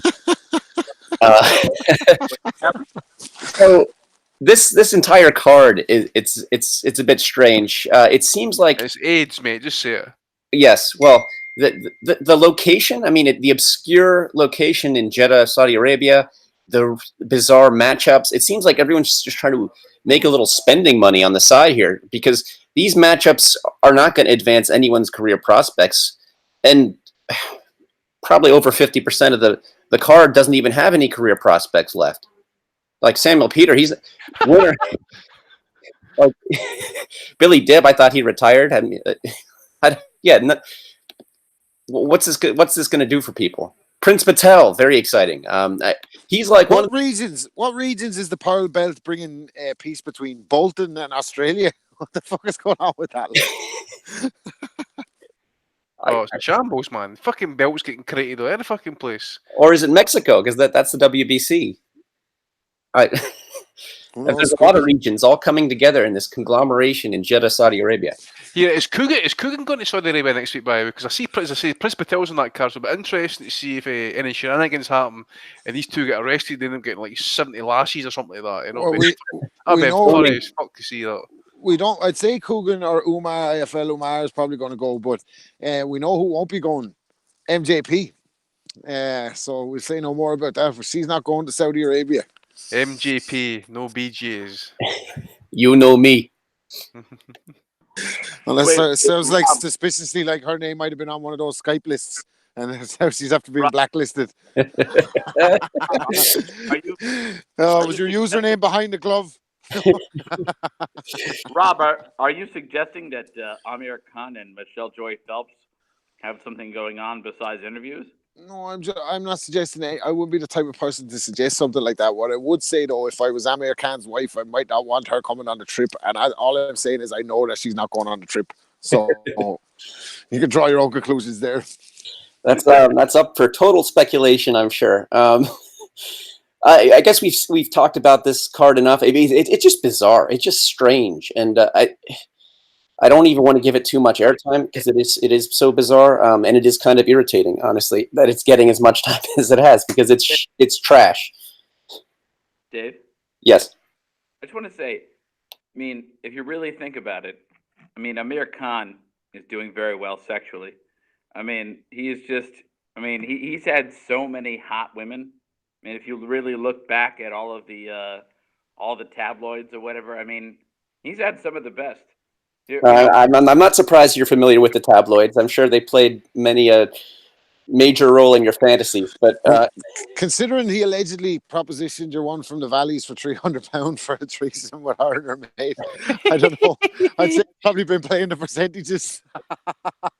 The last sexual action I saw Khan getting was getting hit in the deck by Crawford. And the last sexual action you had was back in the Reagan administration, Dave. It's true. I was born when he was president. But actually, speaking of my date of birth, we're going to go to something a bit unreal here. A man who made his pro debut before I was born in 1987, Luis Ramon Yoriboy Campas, record of 107, 17, and 3. He's only 47. I mean, that's old to be fighting, but for a guy who's had a career that's been 31 years, he's going to be fighting next weekend. Now he is on a 6-fight win streak, and he hasn't taken an L since 2012. How about some Yuri Boy Campas memories from the panel about? Remember when he fought De La Hoya? He fought everybody. He fought John Duddy. He fought De La Hoya back in like '91, man. Yeah, 94 was when he fought. I can't mind him fighting that. It's been that long ago. Tito Trinidad was 94, and he lost, but also managed to drop Trinidad. It's just incredible he's still going at this point, isn't it? I mean, how many weight divisions has he been through? I couldn't tell. I don't even know what is that now. Like 160. Ask what is it? 175. I think he started at 130 or 135. He started when he was a kid. I have a good story about him actually. He fought John Duddy as well, did he know? Yeah. He did, but I remember even thinking when Duddy beat him, it was a solid win. I think did he get the stoppies maybe on that one in that fight? I remember thinking remember thinking it was a solid win, but even like Campas's best days were behind him at that stage. Like, there's a good story about him. Robert Garcia was telling it with Fernando Vargas. He had Fernando Vargas training with them when he was very young, and Vargas went out for a spar with Campas when Campas was world champion, and Vargas was only a kid. He was only like 15, 16, and Campas gave him such a beating that they had to stop the spar. He didn't hold back at all against the young guys. You hear about certain fighters like that when they're sparring young people that they don't take it easy on them. I heard that about Paddy Barnes before as well, actually. Duran was the same, mate. Yeah, just savage him. No such thing as a spar. So Campas put the beating on him, and Vargas went home in the car. He was only a kid, and he was crying. And he said to Robert Garcia, "I'm going to fucking beat this guy when I turn pro." And when he did, he went and stopped him. I think he stopped him in the 7th round. So that's a pretty good story. That is a great story, actually. Yeah. It's too bad Steve isn't here. I know he was a big fan of Fernando back in the day. I don't think you should ever let up in sparring, though. I mean, in other words, Mike Tyson always used to say that he goes, sparring is training to get ready for a fight, and if you're not getting ready for a fight, what's your problem? Like, what are you doing? So he never wore headgear in sparring because he thought that would, basically dissuade him from being defensive. In other words, if you're going to take a shot, you want to take that shot because you know what, that's going to be a reason why you want to be a little bit more defensive or whatever. In sparring, if you've got that big 16-ounce headgear on, you're gonna be more liable to take a shot, and then when it gets into the fight, you're gonna be you're not gonna be ready. So yeah, I mean, I suppose it's different times. And Hagler was very similar to that as well. He wouldn't speak to his sparring partners, so he wouldn't face them when they came to the gym. He wouldn't talk to them, nothing. Like, he wanted to hurt all his sparring partners, like so. And also, Cuss used to give Mike Tyson $20 if he knocked out his sparring partner. So you can go to the movies after you suck my dick. No, we'll.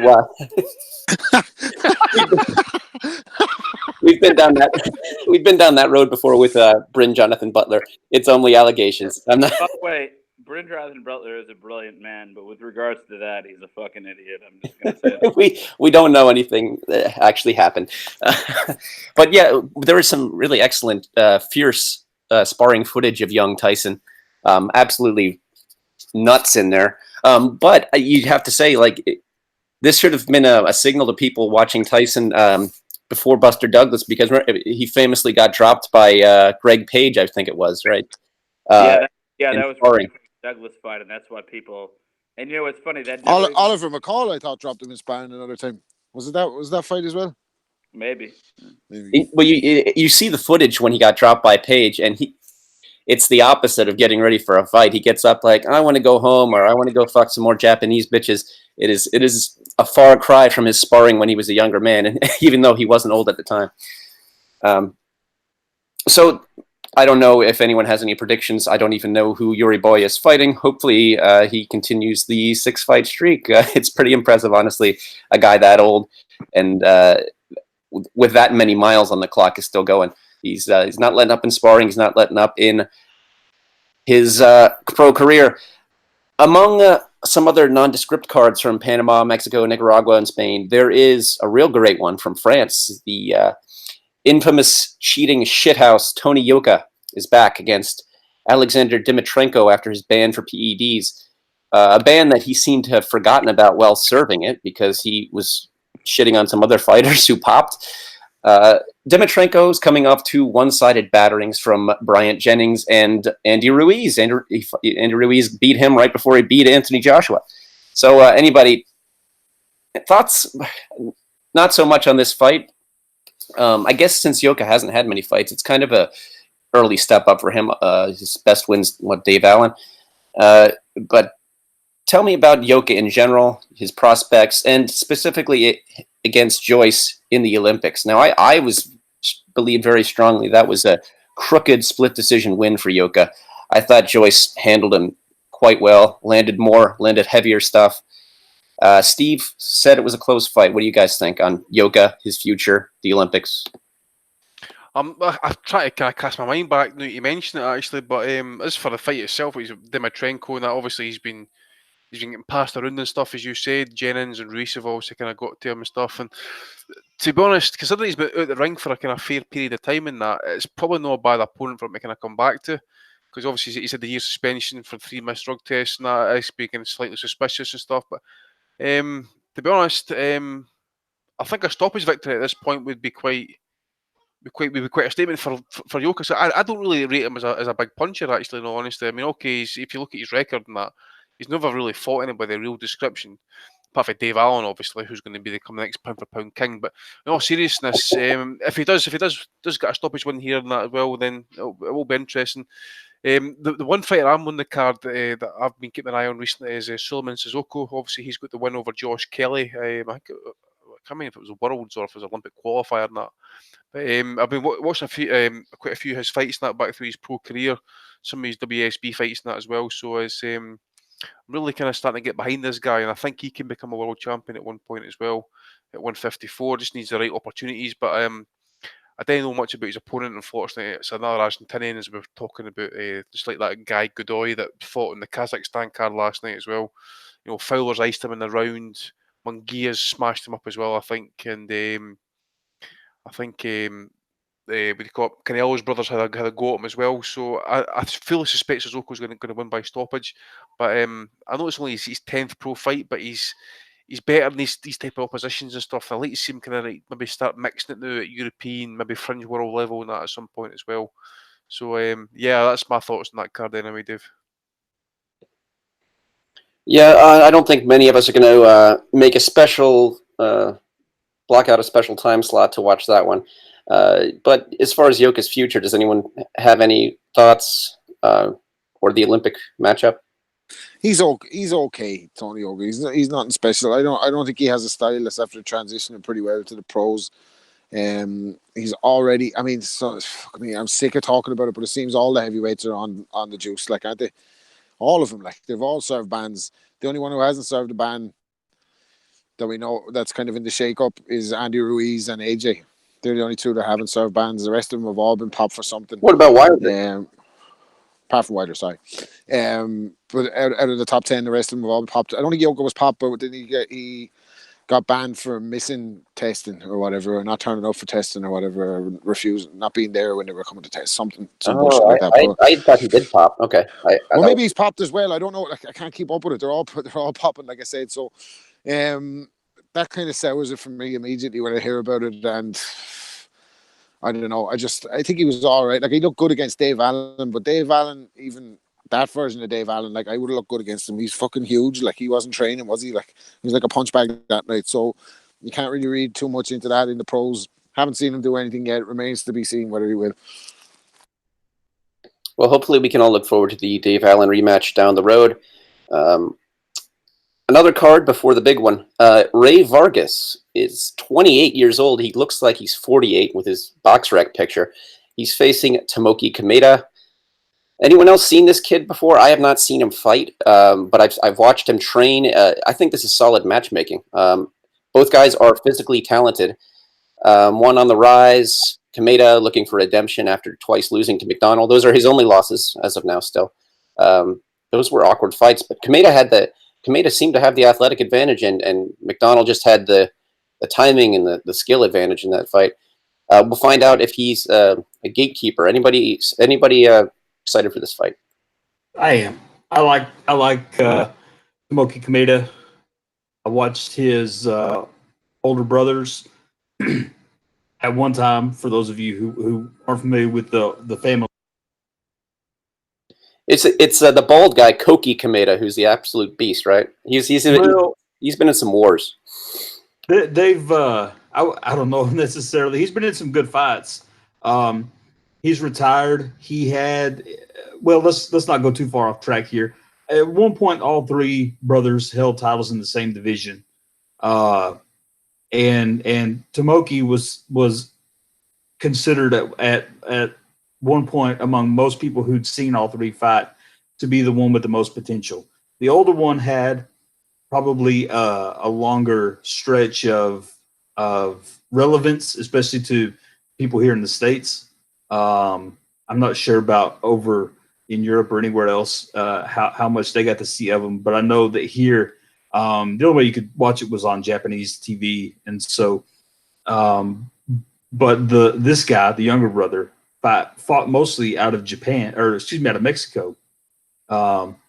His nickname, if you will, is the Mexicanito, which is little Mexican. But he's really a fun fighter to watch. I think he's suffered from this tendency that I saw among not just him and the older brother, Koki Kameda, but around that same time frame with a lot of Japanese fighters was their style was kind of inactive during fights. So they would fight in spurts and spells, and they would leave a little bit of the round open to their opponents. So I think that's always one of the weaknesses of his game, particularly that I saw. And truthfully, I think that's probably what helped Jamie McDonald beat him twice. They came out here to Texas twice to fight. That very steady jab, constant, yeah.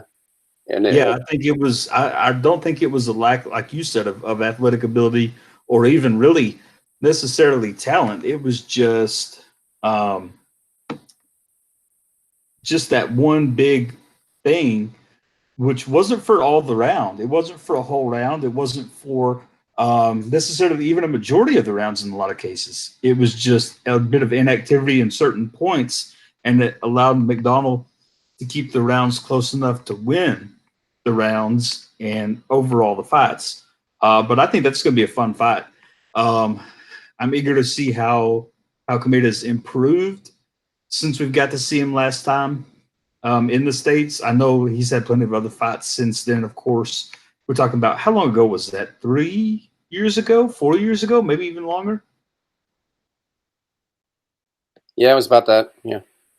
But he's had plenty of fights since then, and so I wouldn't assume that he's still the same fighter. I would assume that he's probably advanced some and kind of looked at those tapes and seen some areas where he could have improved. I wasn't surprised that Jamie McDonald beat him the first time, because I've been a pretty big Jamie McDonald fan. I was pretty surprised when he lost the second time to McDonald, because I thought that he would come back in and fix the shortcomings, but it was pretty much, if I remember correctly, the same fight all over again. But anyway, all that aside, this should be a good fight. So if anyone's looking for something good to watch, that would be a good one to see. I don't suspect that this fight is going to be short of being pretty entertaining. I'm not going to go as far as tell you guys that it's going to be a tremendous all-action Barrera Morales affair, but it should be a good fight. Who can tell me about Ray Vargas as far as his style and stuff? I honestly haven't seen him. I've seen Tomoki, but not Ray.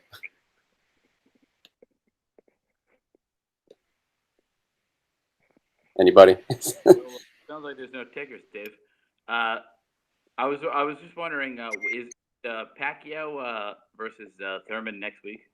No, it's the week after. But I do have some Pacquiao Thurman related nonsense in Belly of the Week.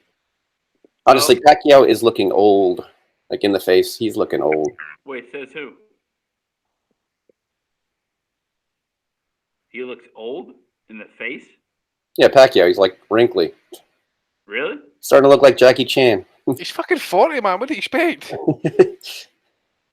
Wait. But Floyd. I mean, well, I know black don't crack, but Floyd doesn't look. But Floyd doesn't look 40 years old. Wait. Can we get some pictures? Maybe upload it to the chat. Or I'll send it to you in the chat. Yeah, but it's just the face off with. What are we talking about here? This is Donnie. Who has the younger face? Donnie, we'll be covering this next week on next week's pod. Yeah, it's a tight week. These are the questions that need to be answered. Who does look younger between Floyd and Manny? Stretching it out like Vargas Cameda. Content. Back to Vargas Cameda. You got Diego De La Hoya against Ronnie Rios. Also on that. I was going to try to answer your question about Vargas just a little bit. He's a long arm fighter. Seems like I'm not sure of the height difference between him and Cameda, but I think just from what I remember seeing the guys fight, he should have some advantage, probably in height and reach.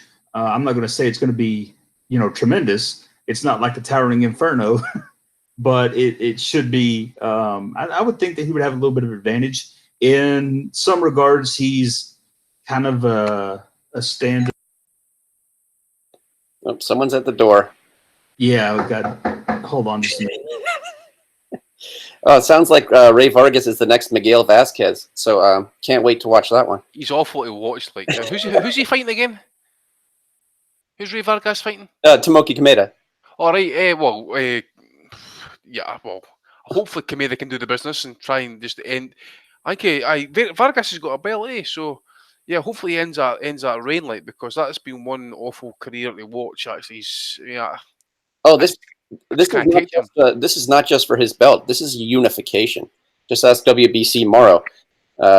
Mauricio Suleiman. Oh, is that interim bollocks? Interim and regular. It's there for unification. That guy's more corrupt than his old man. It's just fucking hell. I seen Bob Arum lay reference to it actually during the week there. I see Diego De La Hoya's got an interim title fight as well. Yeah, against Ronnie Rios, who I believe is a victim of Ray Vargas. Yeah, WBA. Hasn't he already beaten fucking Ronnie Rios? Wait. Diego De La Hoya has a world title fight? Interim, Donnie. WBA. Same thing. It's no world title. You know what world title means now, less and less every month. So Jesus, though, he's not. It's the reason for you to support my new attempted movement. If it fails, it fails. But fuck the WBC. Yes, fuck it. I will retweet your feelings on that, Gabe. So let's move on to the big card here. Most interesting one, Gorman Dubois, heavyweight. It's slowly heating up. You got some young guys coming through who look like they may have some talent. And hold on, sorry to interrupt, Dave. I really think that you are skipping possibly the biggest card. No way, Robert Helenius. Fuck you, Gabe. Oh my God. No.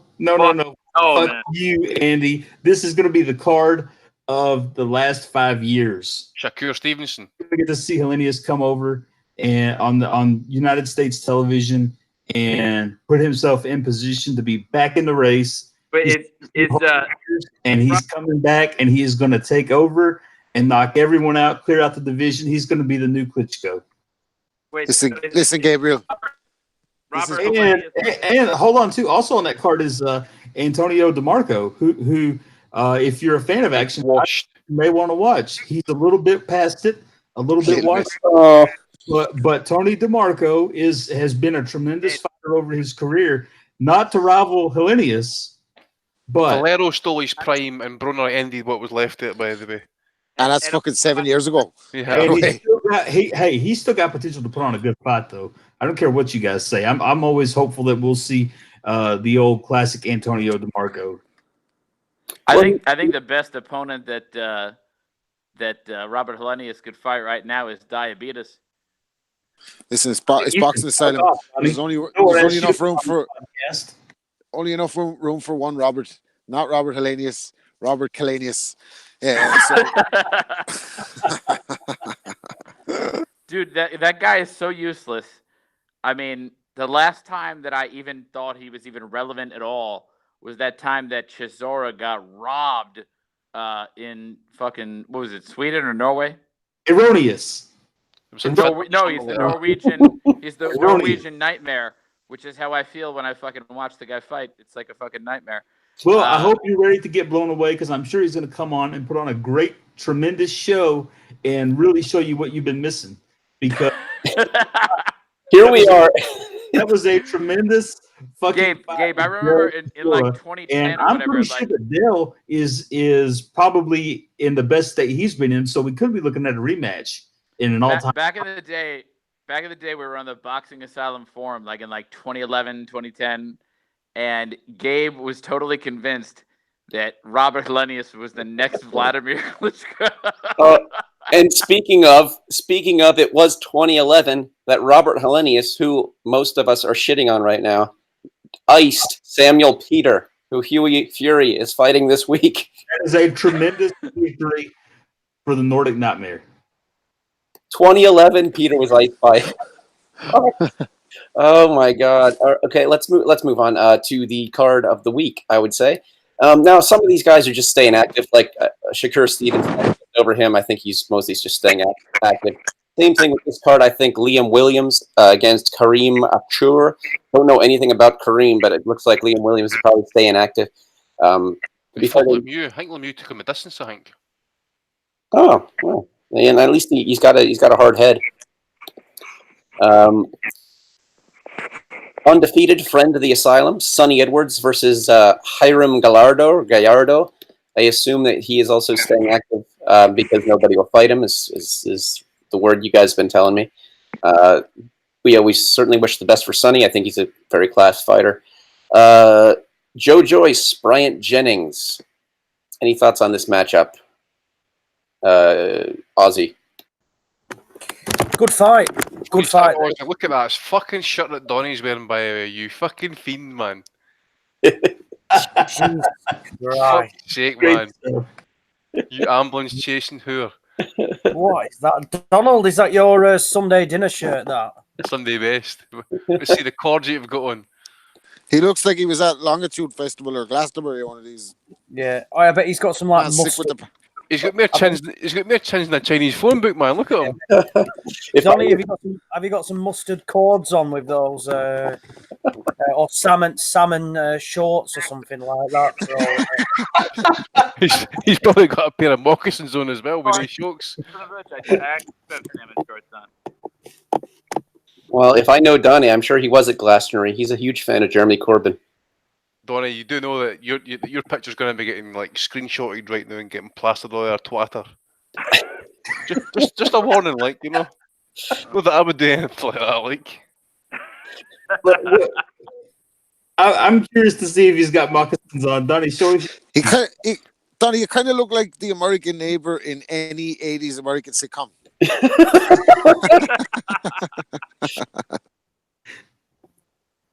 Straight anyway, to the verbs. Should we get back to this card? Yes, go ahead, Ozzy. That we were talking about. Yes. So overall, I think it's pretty good. The card from Frank, there's competitive fights on there. As you mentioned briefly, Sonny Edwards is basically having to fight these guys from across the world, like Mexico, Argentina, etc. Because it's simple as nobody wants to fight him in Britain, and it's a real shame. And he can't fight for the British title because nobody wants to fight him. Nobody wants the opportunity to fight for that belt because it's against Sonny Edwards. So he's having to develop and learn against these overseas opponents. Obviously, we know there's not massive depth at Fly and Superfly over here, so he's bringing him in. So I would suspect that Sonny will come out on tops and will look good doing it as well. He's an enjoyable fighter to watch and has quite an exciting style, to be honest. He's good to watch. Archie Sharp against Jordan McCorry. Good fight, that. McCorry is from up your way, Andy, in Scotland. And he was in a good fight with Sam Bowen. He caused Bowen some problems early on, actually, and Bowen broke him down. And Frank's got a decent set of super featherweights there. We've already seen him match Archie Sharp and Zelfa Barrett, both with Leon Woodstock. So there's no reason why Sharp, should he come through, doesn't fight Barrett next. I think he will do. I think he'll have a bit too much for McCorry, but you never know. Good fight. Liam Williams against this Karim Mature. Mature has gone the distance with Lemieux over 12 and lost. So I don't see him causing Williams any problems. Can clearly take a shot. And Liam Williams at the moment, I think, is one of the most exciting fighters in the country. He's got a great style. He's massive at the weight again. I mean, he can still make 154.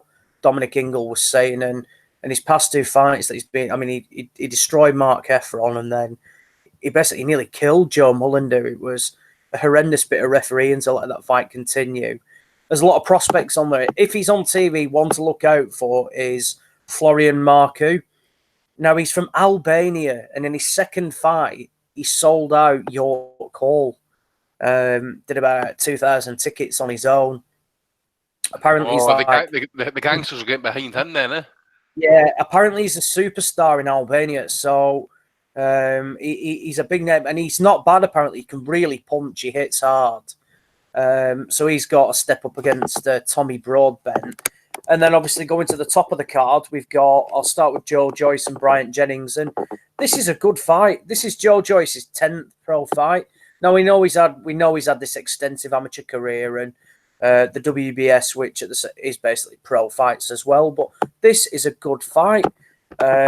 We saw Joyce against Bermain Stavern, and Stavern hit him basically at ease at times, but he was just a fat, overweight slob that was unfit and couldn't do the damage to Joyce. We saw Joyce destroy Ustinov, which there was no shocks, but this is a good step up. I think Joyce will beat him. I think it could get a bit ugly at times. We know Jennings, for me, was well in the fight against Oscar Rivas last time out, and that was at the start of the year. And we don't know Rivas is fighting Dillian White, so he's clearly not shot to bits. And if Joe Joyce doesn't perform, it's a fight he can lose. So this is a good fight. It's one I think Joyce will edge out and come out on top, and it'll be a statement of sorts if he can go out there and potentially wipe him out quite quickly. On to the main event: Daniel Dubois, Nathan Gorman, brilliant fight, absolutely superb. One I'm really looking forward to. I've been torn on this both ways. I like Dubois. I like the way he goes about his business. He's not manufactured. He's not the best media-wise, but who cares? I don't pay to watch his interviews. I pay to watch him fight. And I enjoy him. I think he's got a decent jab. He's only young. He's absolutely massive as well. He is huge. And there's a lot to like about him. He hits hard. He's got some boxing skills. And last time out against Richard Larty, he showed he's got a bit of a chin as well, which can always be the early questions. Well, he's big and he's strong and he's knocking people out, but can he take a shot? And I think the Larty fight clearly said yes, he can. And it was one of probably his best performance to date, because he did have to come through some sticky situations for where a fighter had no respect for him, put it on him, and he did exactly that and came out on top. Nathan Gorman is a lot more slicker. He will look to box and move. He's the superior boxer in terms of movement, etc., things like that for me. I like Gorman as well. I feel like he's the away fighter, despite being promoted by both. I think everybody in Frank's office will prefer Dubois to win from a marketing and PR perspective, because they can just build him. You know, there's rumours that he dropped Anthony Joshua in sparring, etc. And Gorman is obviously coming to win. They both feel like they can win the fight because it's for the British title. It could have easily been put off another 6 to 12 months and happen further down the line. They both want the fight. I don't think a loss for either of them means the end of the career at all. It's a similar situation to potentially George Groves, James DeGale, when Frank put them in together. Similar stages of the career. Extreme dislike. I mean, Gorman despises Dubois. Doesn't like him at all. And an overall, an excellent fight, and one I'm looking forward to. And I think I'm going to side with Dubois for this one. I think he will be made to look silly at times early on. I think Gorman will win the early rounds. But I think Dubois can potentially... I don't know if Gorman has got the power to keep Dubois off him. No, he's not a huge. I mean, he's got the power to be a one-punch KO artist, Dubois, but he's also shown that he can be a concussive puncher as well. And I think he may just get Gorman out of there, overwhelming of shots. And we've not really seen Gorman take a big shot yet. I've no doubt he has a decent chin. But I just think Dubois may have a bit too much for him, and he will get him out of there. But I don't think Dubois will have it all his own way. Is Gorman a friend or stablemate or training partner of the Fury family? Yes, so he's trained by Ricky Hatton, and Ben Davidson, I think, shares a gym with Ricky Hatton. I don't think Gorman is related to Tyson Fury, but I know from like the Gypsy connection, etc., that they are very close, and Gorman has done a hell of a lot of sparring with Tyson Fury over the years as he's been developing as a pro. So I wouldn't be shocked to see potentially Davidson in and around that corner. That's good news. Weekend. That's the only reason I like. It's not, but their records, Dubois and Gorman, are very similar. Both fought Kevin Johnson and basically shut him out. But as far as like who has more experience at high level, you'd have to. Well, I guess Dubois has been going in with Joshua. Gorman's been going in with Fury. This is a very interesting matchup. They're both very similar size. You got 6'4.5" Gorman, 6'5" Dubois, 16-0 versus 11-0. Would you say that Dubois is more the puncher, Gorman's more the boxer in this matchup? Yes, 100%. 100%. That is, Gorman is there. Gorman can punch. But if you look at the fights where they've both fought, Dubois did a hell of a lot better job on Kajanu than Gorman did. I thought Gorman ran out of ideas in that fight against Razvan Kajanu, whereas Dubois looked good and battered him and got him out of there relatively quickly, whereas Gorman was just a bit one-paced and ran out of ideas, and it was pretty boring, to be honest. But yeah, Gorman has got, for me, is the better boxer. Dubois is the bigger puncher, yeah. So it sounds like Dubois has shown somewhat better pro form, getting some of these guys out of there quickly. However, you have Tyson Fury. If you guys watched his heavyweight breakdown, I think it was the top 10 or something. Maybe it was just British heavyweights. He broke them down. The video came out a couple weeks ago, and he said, "Soon you have Nathan Gorman going in with Daniel Dubois, and I think Dubois is going to get his ass kicked." So you got Fury picking Gorman there, and I guess it's no surprise if they're buddies. Rob, any predictions, breakdowns for the two big fights on this card, the two heavyweight fights? The Gorman Dubois one is an interesting fight for me. It's kind of a bit cliche that you could say if Gorman wins, you might expect him to outpoint Dubois, and if Dubois wins, you might expect him to win by KO. I think Gorman's going to have too much for Dubois. I think he's looked good in some of his recent fights. He definitely has dynamite power, whatever you say about him. Absolute dynamite power, and he's only a young guy. He'll probably come again. I know Warren didn't want to make this fight straight away. He wanted to kind of put it off towards the end of the year, but none of the two of them will back out. That's a direct quote from Warren, so not suggesting that he encourages either fighter to back out of fights if they don't suit him, but the two of them, the fight's being made, and as it is what it is here. This is where we're at, but I think Gorman just might have just too much nous. I think he's operated at a higher level, certainly in sparring, and I heard a lot of stories that, I don't know if they're true or not, I don't even know if they're sparred, but I heard when the two of them sparred that, and sparring means nothing, when it comes to being under the lights, but that Gorman used to have his way quite easily with him. So I don't know if that's true. That's just something I heard. Andy, I'll go to you next on these two fights, or just whichever fight you want to talk about. I'm assuming that Donnie and Gabe are not intimately familiar with Joyce, Gorman, or Dubois.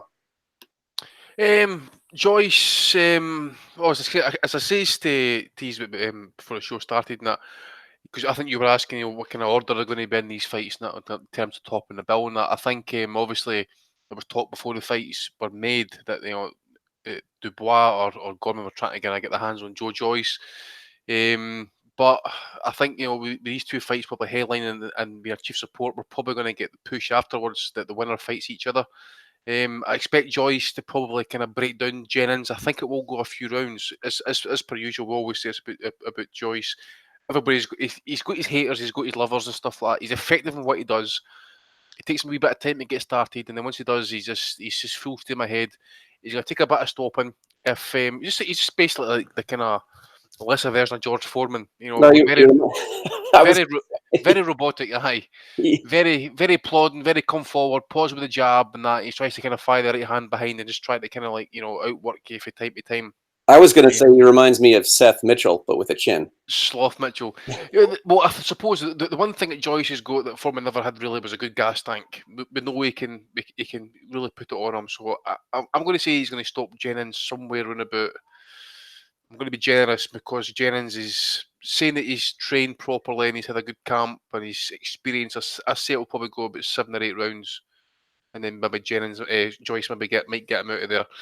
I'm a wee bit kind of like still on the fence with regards to Dubois and Gorman. I agree with what Rob's saying.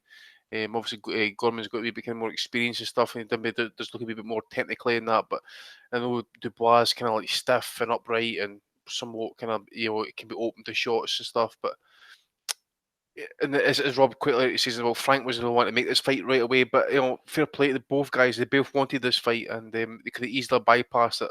And maybe went on to kind of lesser opposition and got themselves into another title fight by other means. But no, this is what you want. You want how often do we say it? To prove that you're one of the best fighters in the country. You got to beat your British rivals, then go to European level, and then maybe you might be ready to go to world level. So yeah, I'm really happy this fight's happening. Bit of me thinks that Dubois is going to win by knockout, but as I say, it's just that wee bit of experience in that way. Dubois might be slightly lacking. That Gorman might have it as well. And Gorman's no slouch. He's no physically good to look at, but he knows how to handle himself and that. So I'm going to say Dubois at the minute, but I might change by the time the fight comes round. But really, really interesting fight this one actually. One that we'll be really looking forward to watching next Saturday. Yeah, it's really the kind of card, especially the Brits on this show panel can all get behind. For years, as part of our sort of anti-matchroom screed, the Brits have been like, they're always overlooking the British title when they're young, just rushing towards the world title. But you got 2 prospects undefeated. They're taking a chance against each other for the British title, giving it some meaning. And it's a step up for both guys, and it should be like it's a natural progression of their careers. I think that everyone could really get behind this kind of matchmaking. Even though this kind of card will do for me personally, this card does a lot more for me than say like a Danny Garcia versus Adrian Granados. Sure, you got Danny Garcia. Yeah. He's an established name, but it's a shit fight. And here, the most established name we have on the card is Bryant Jennings, and most people are picking him to lose. All these guys are question marks in many ways, but it's still far more interesting. Gabe, do you turn off your Norwegian Nightmare highlights and tell me if you have any interest in this card? What? Which card? Gorman Dubois. Or Donnie, you can go ahead. I was being rude and interrupting you, so if you could repeat that again. Gorman Dubois, Gabe. Any intuition? No, I mean, I really think I haven't seen enough of Gorman to give a really detailed analysis. I think Dubois should be able to pull off a victory. I mean, if he comes and he's prepared and he goes in and is ready to rock and roll, then he should do just fine. Otherwise, he could be in for a rough evening. But I'm not really particularly concerned about this card, so to speak. I think some of the other cards of the weekend are going to be more for me than this one. And that's not trying to be disrespectful. I'm not overly invested in either fighter in this or this card. Donnie, do you want to have your say on it at all? Just before you do, Dave, I think you better start issuing out reviews for next week, because I say there's a lot of cards spread over a lot of platforms, and that I doubt we will be able to get to see every single fight. And you better fucking watch some fights next week, dickhead. Hey, I don't even know if I'll be on. No, I'm gonna definitely watch this. At least I'll at least watch Gorman Dubois. I don't know if I'll watch the whole card, but I'll watch that fight. And I'm interested. No, I'm not interested in Vargas from what I've heard from you gentlemen. But I will watch at least some of the shambles in Jeddah. Dave, I've actually watched a little bit of Gorman actually because I do love the heavyweight division, and sometimes I'm always interested in what some of these young prospects can do. I don't think he has a whole lot of power. I've seen him, fail to knock out guys that have been knocked out a lot of times before. And I think the only way that Dubois loses is that if he gets, perhaps massively outboxed, but I don't think that's going to happen. I think that, Frank Warren is a guy who knows what he's doing, and he's got a gem here, and he's polishing that gem. And I think Dubois should do the business, and he should probably get it over with, I would say, within 6 or 7 rounds. So that looks like mostly everyone's picking Dubois to win. I was going to lean Gorman just because of Fury's recommendation, but I'm not so sure. I just hope it doesn't end in the first round. Hope they give us a few rounds to see what they got. We're about to move on to Belly of the Weeks. Now, I hope you gentlemen have some options. I do have, what do I got? 7 of them.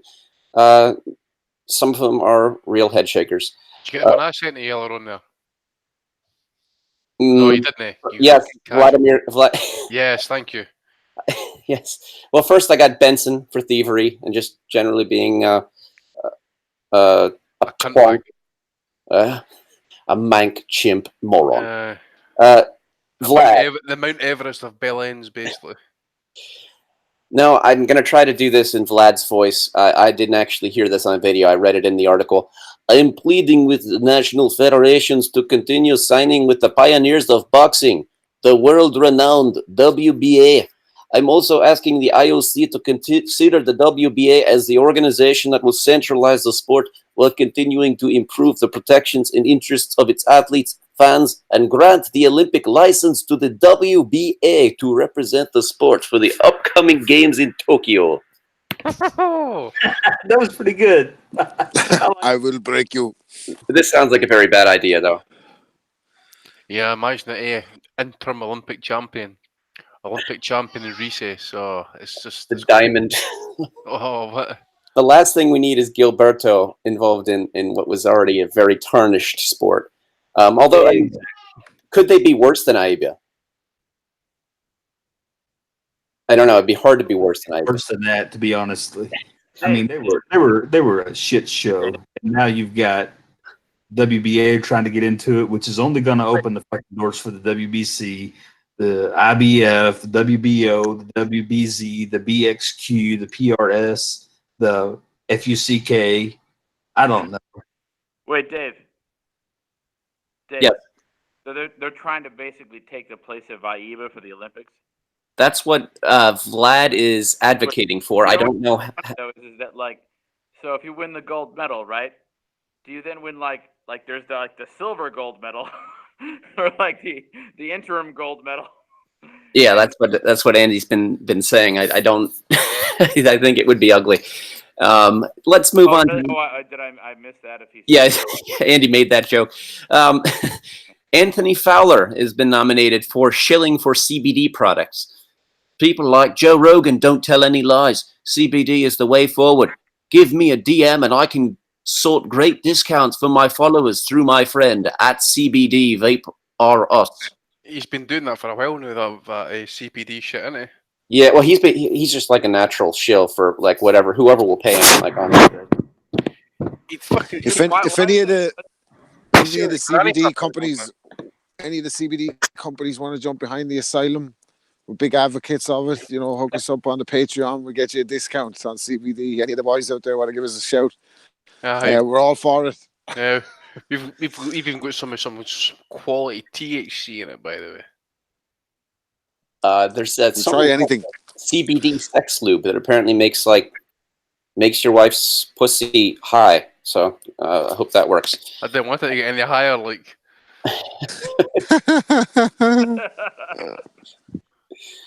Prince Patel. This was a poor one from him, but that's per usual. One of the top 2 most searched boxers in all of BoxRec in the last 24 hours. Some things never change. Prince Patel still equals rankings. And he put himself in a picture next to Pacquiao on BoxRec. See that last You know- opponent he fought by, it was absolutely disgraceful when you get to see it. Like, It's like a little that kid. reminded me. See if you go to YouTube, if you Google, if you just search for the, I think it's Hungarian gym fights. I think it is. I forget the country at the minute. I think it's Hungarian gym fights. This is what this guy looked like he belonged in, like a gym fucking fight.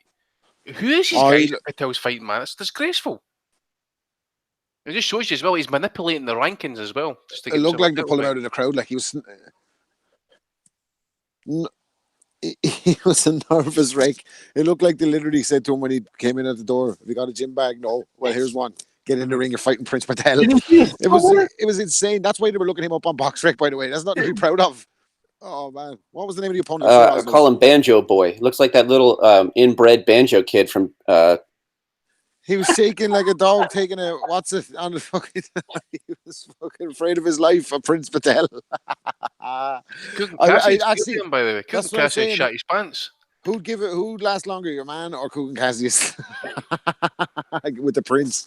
Bent legs, probably. No comment there. So in his Why is Kugan been banned for Saudi Arabia, by the way? Why is he not going Has next he week? I thought so. This is what we've been told. Umar IFL must be going. How's your Tuesday? You can send Umar, right? Well, we fit in name-wise, I suppose.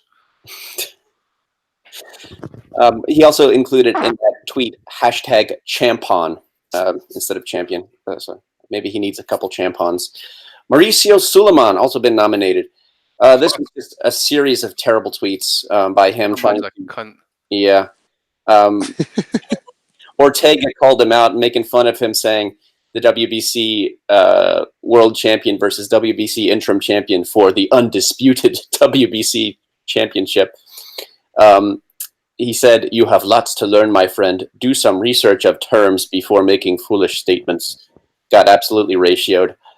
So if you want to contribute, find WBC Moro on Twitter and join in that ratio.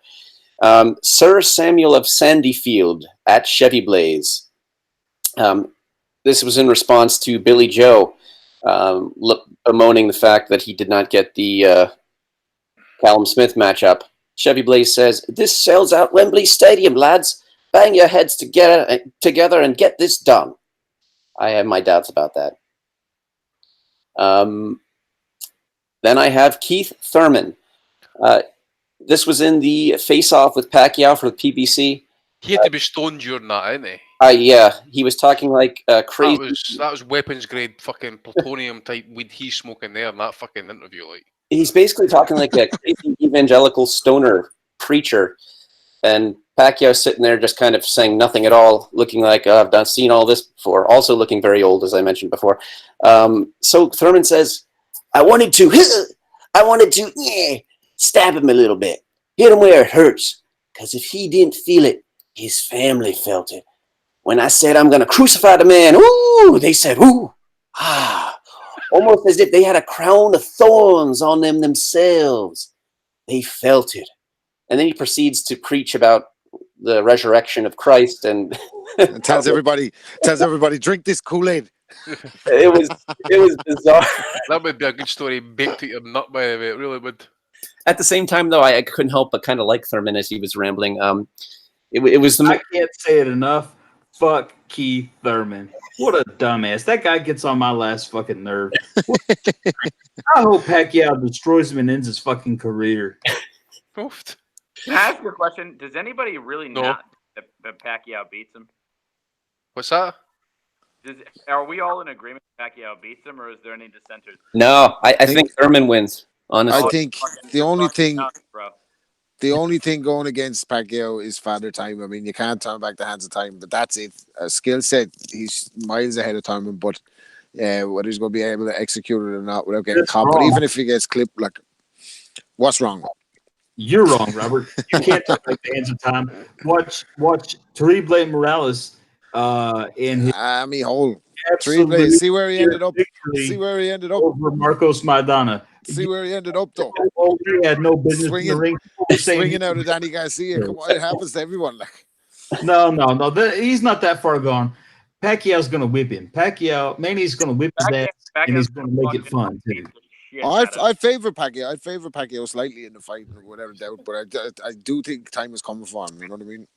Oh, very rapidly. I don't see him having too many more and not getting put out.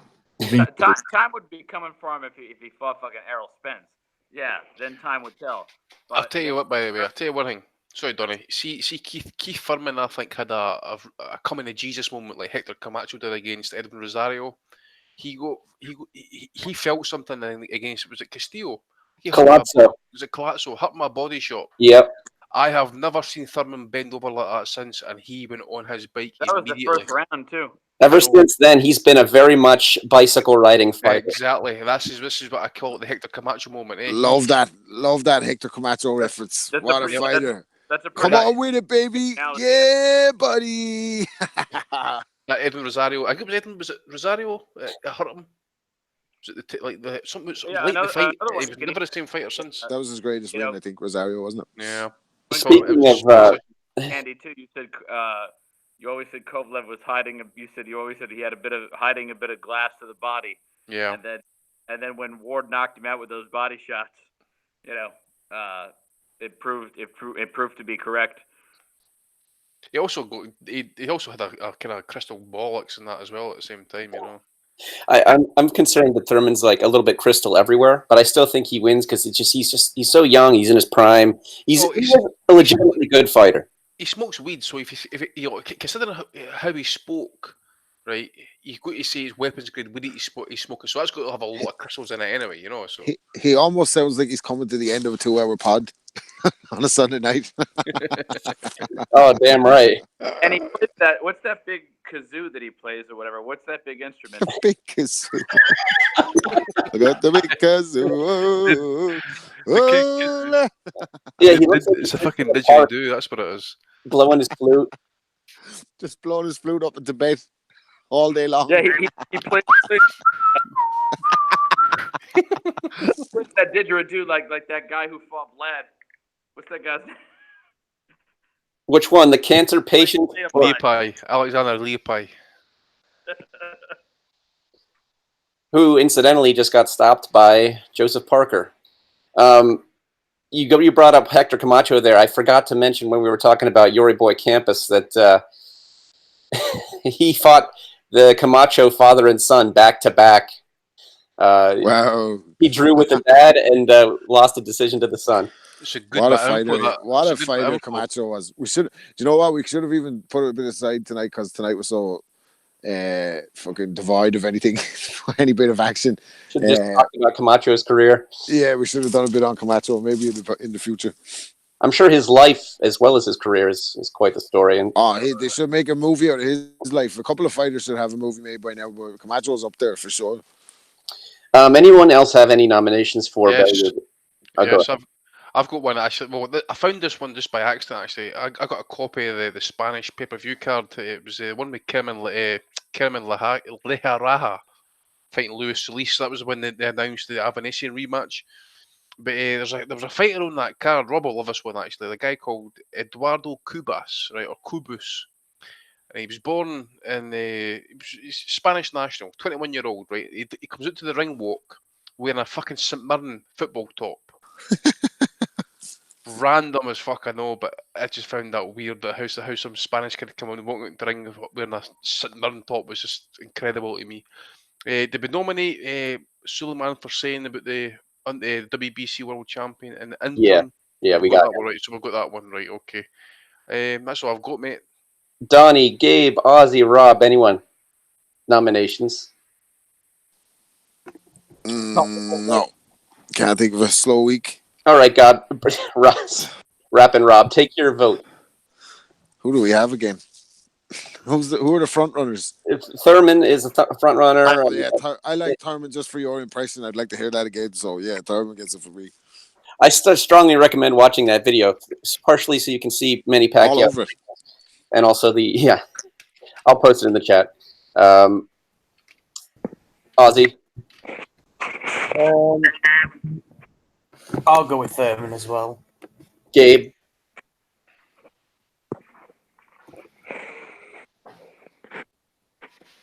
I'll go for King Keith. Smoking the weed Thurman. Yeah, I guess I'll go for Thurman too.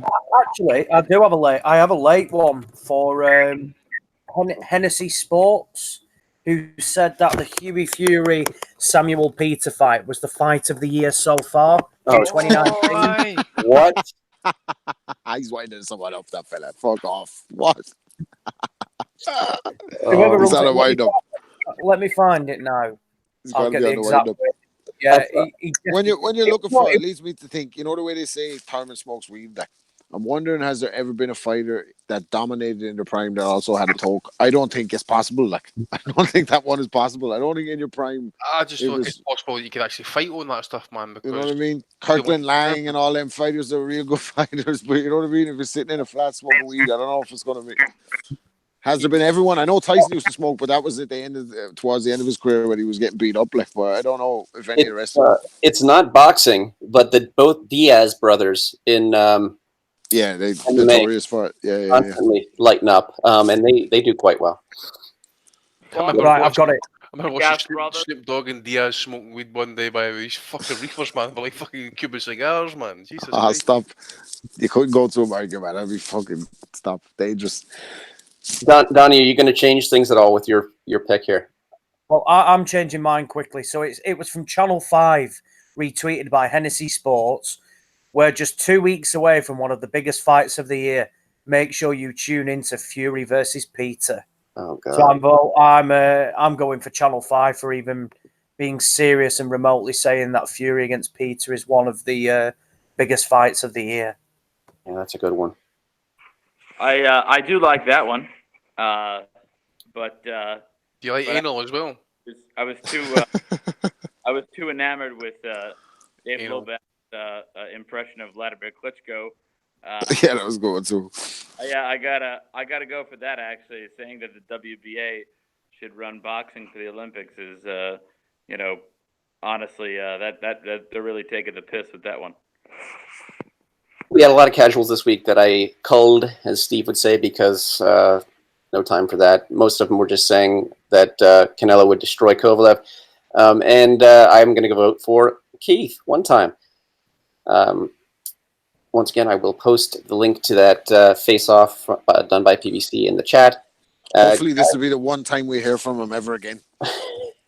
It's been a rocky day. It's been hard to find things to talk about, but we've had some previews. It's going to be a fun episode next week. Fun boxing viewing next week. Anyone have anything to add before we sign out here? Besides, of course, go to patreon.com/boxing asylum. No. Take that as a no. We've had thank you to Donald Baseball, Andrew Patterson, Gabe Lewis, Ozzie Smith, and Rappin' Rob Kelly. I'm Dave Lobach. We'll see you next week. Bye.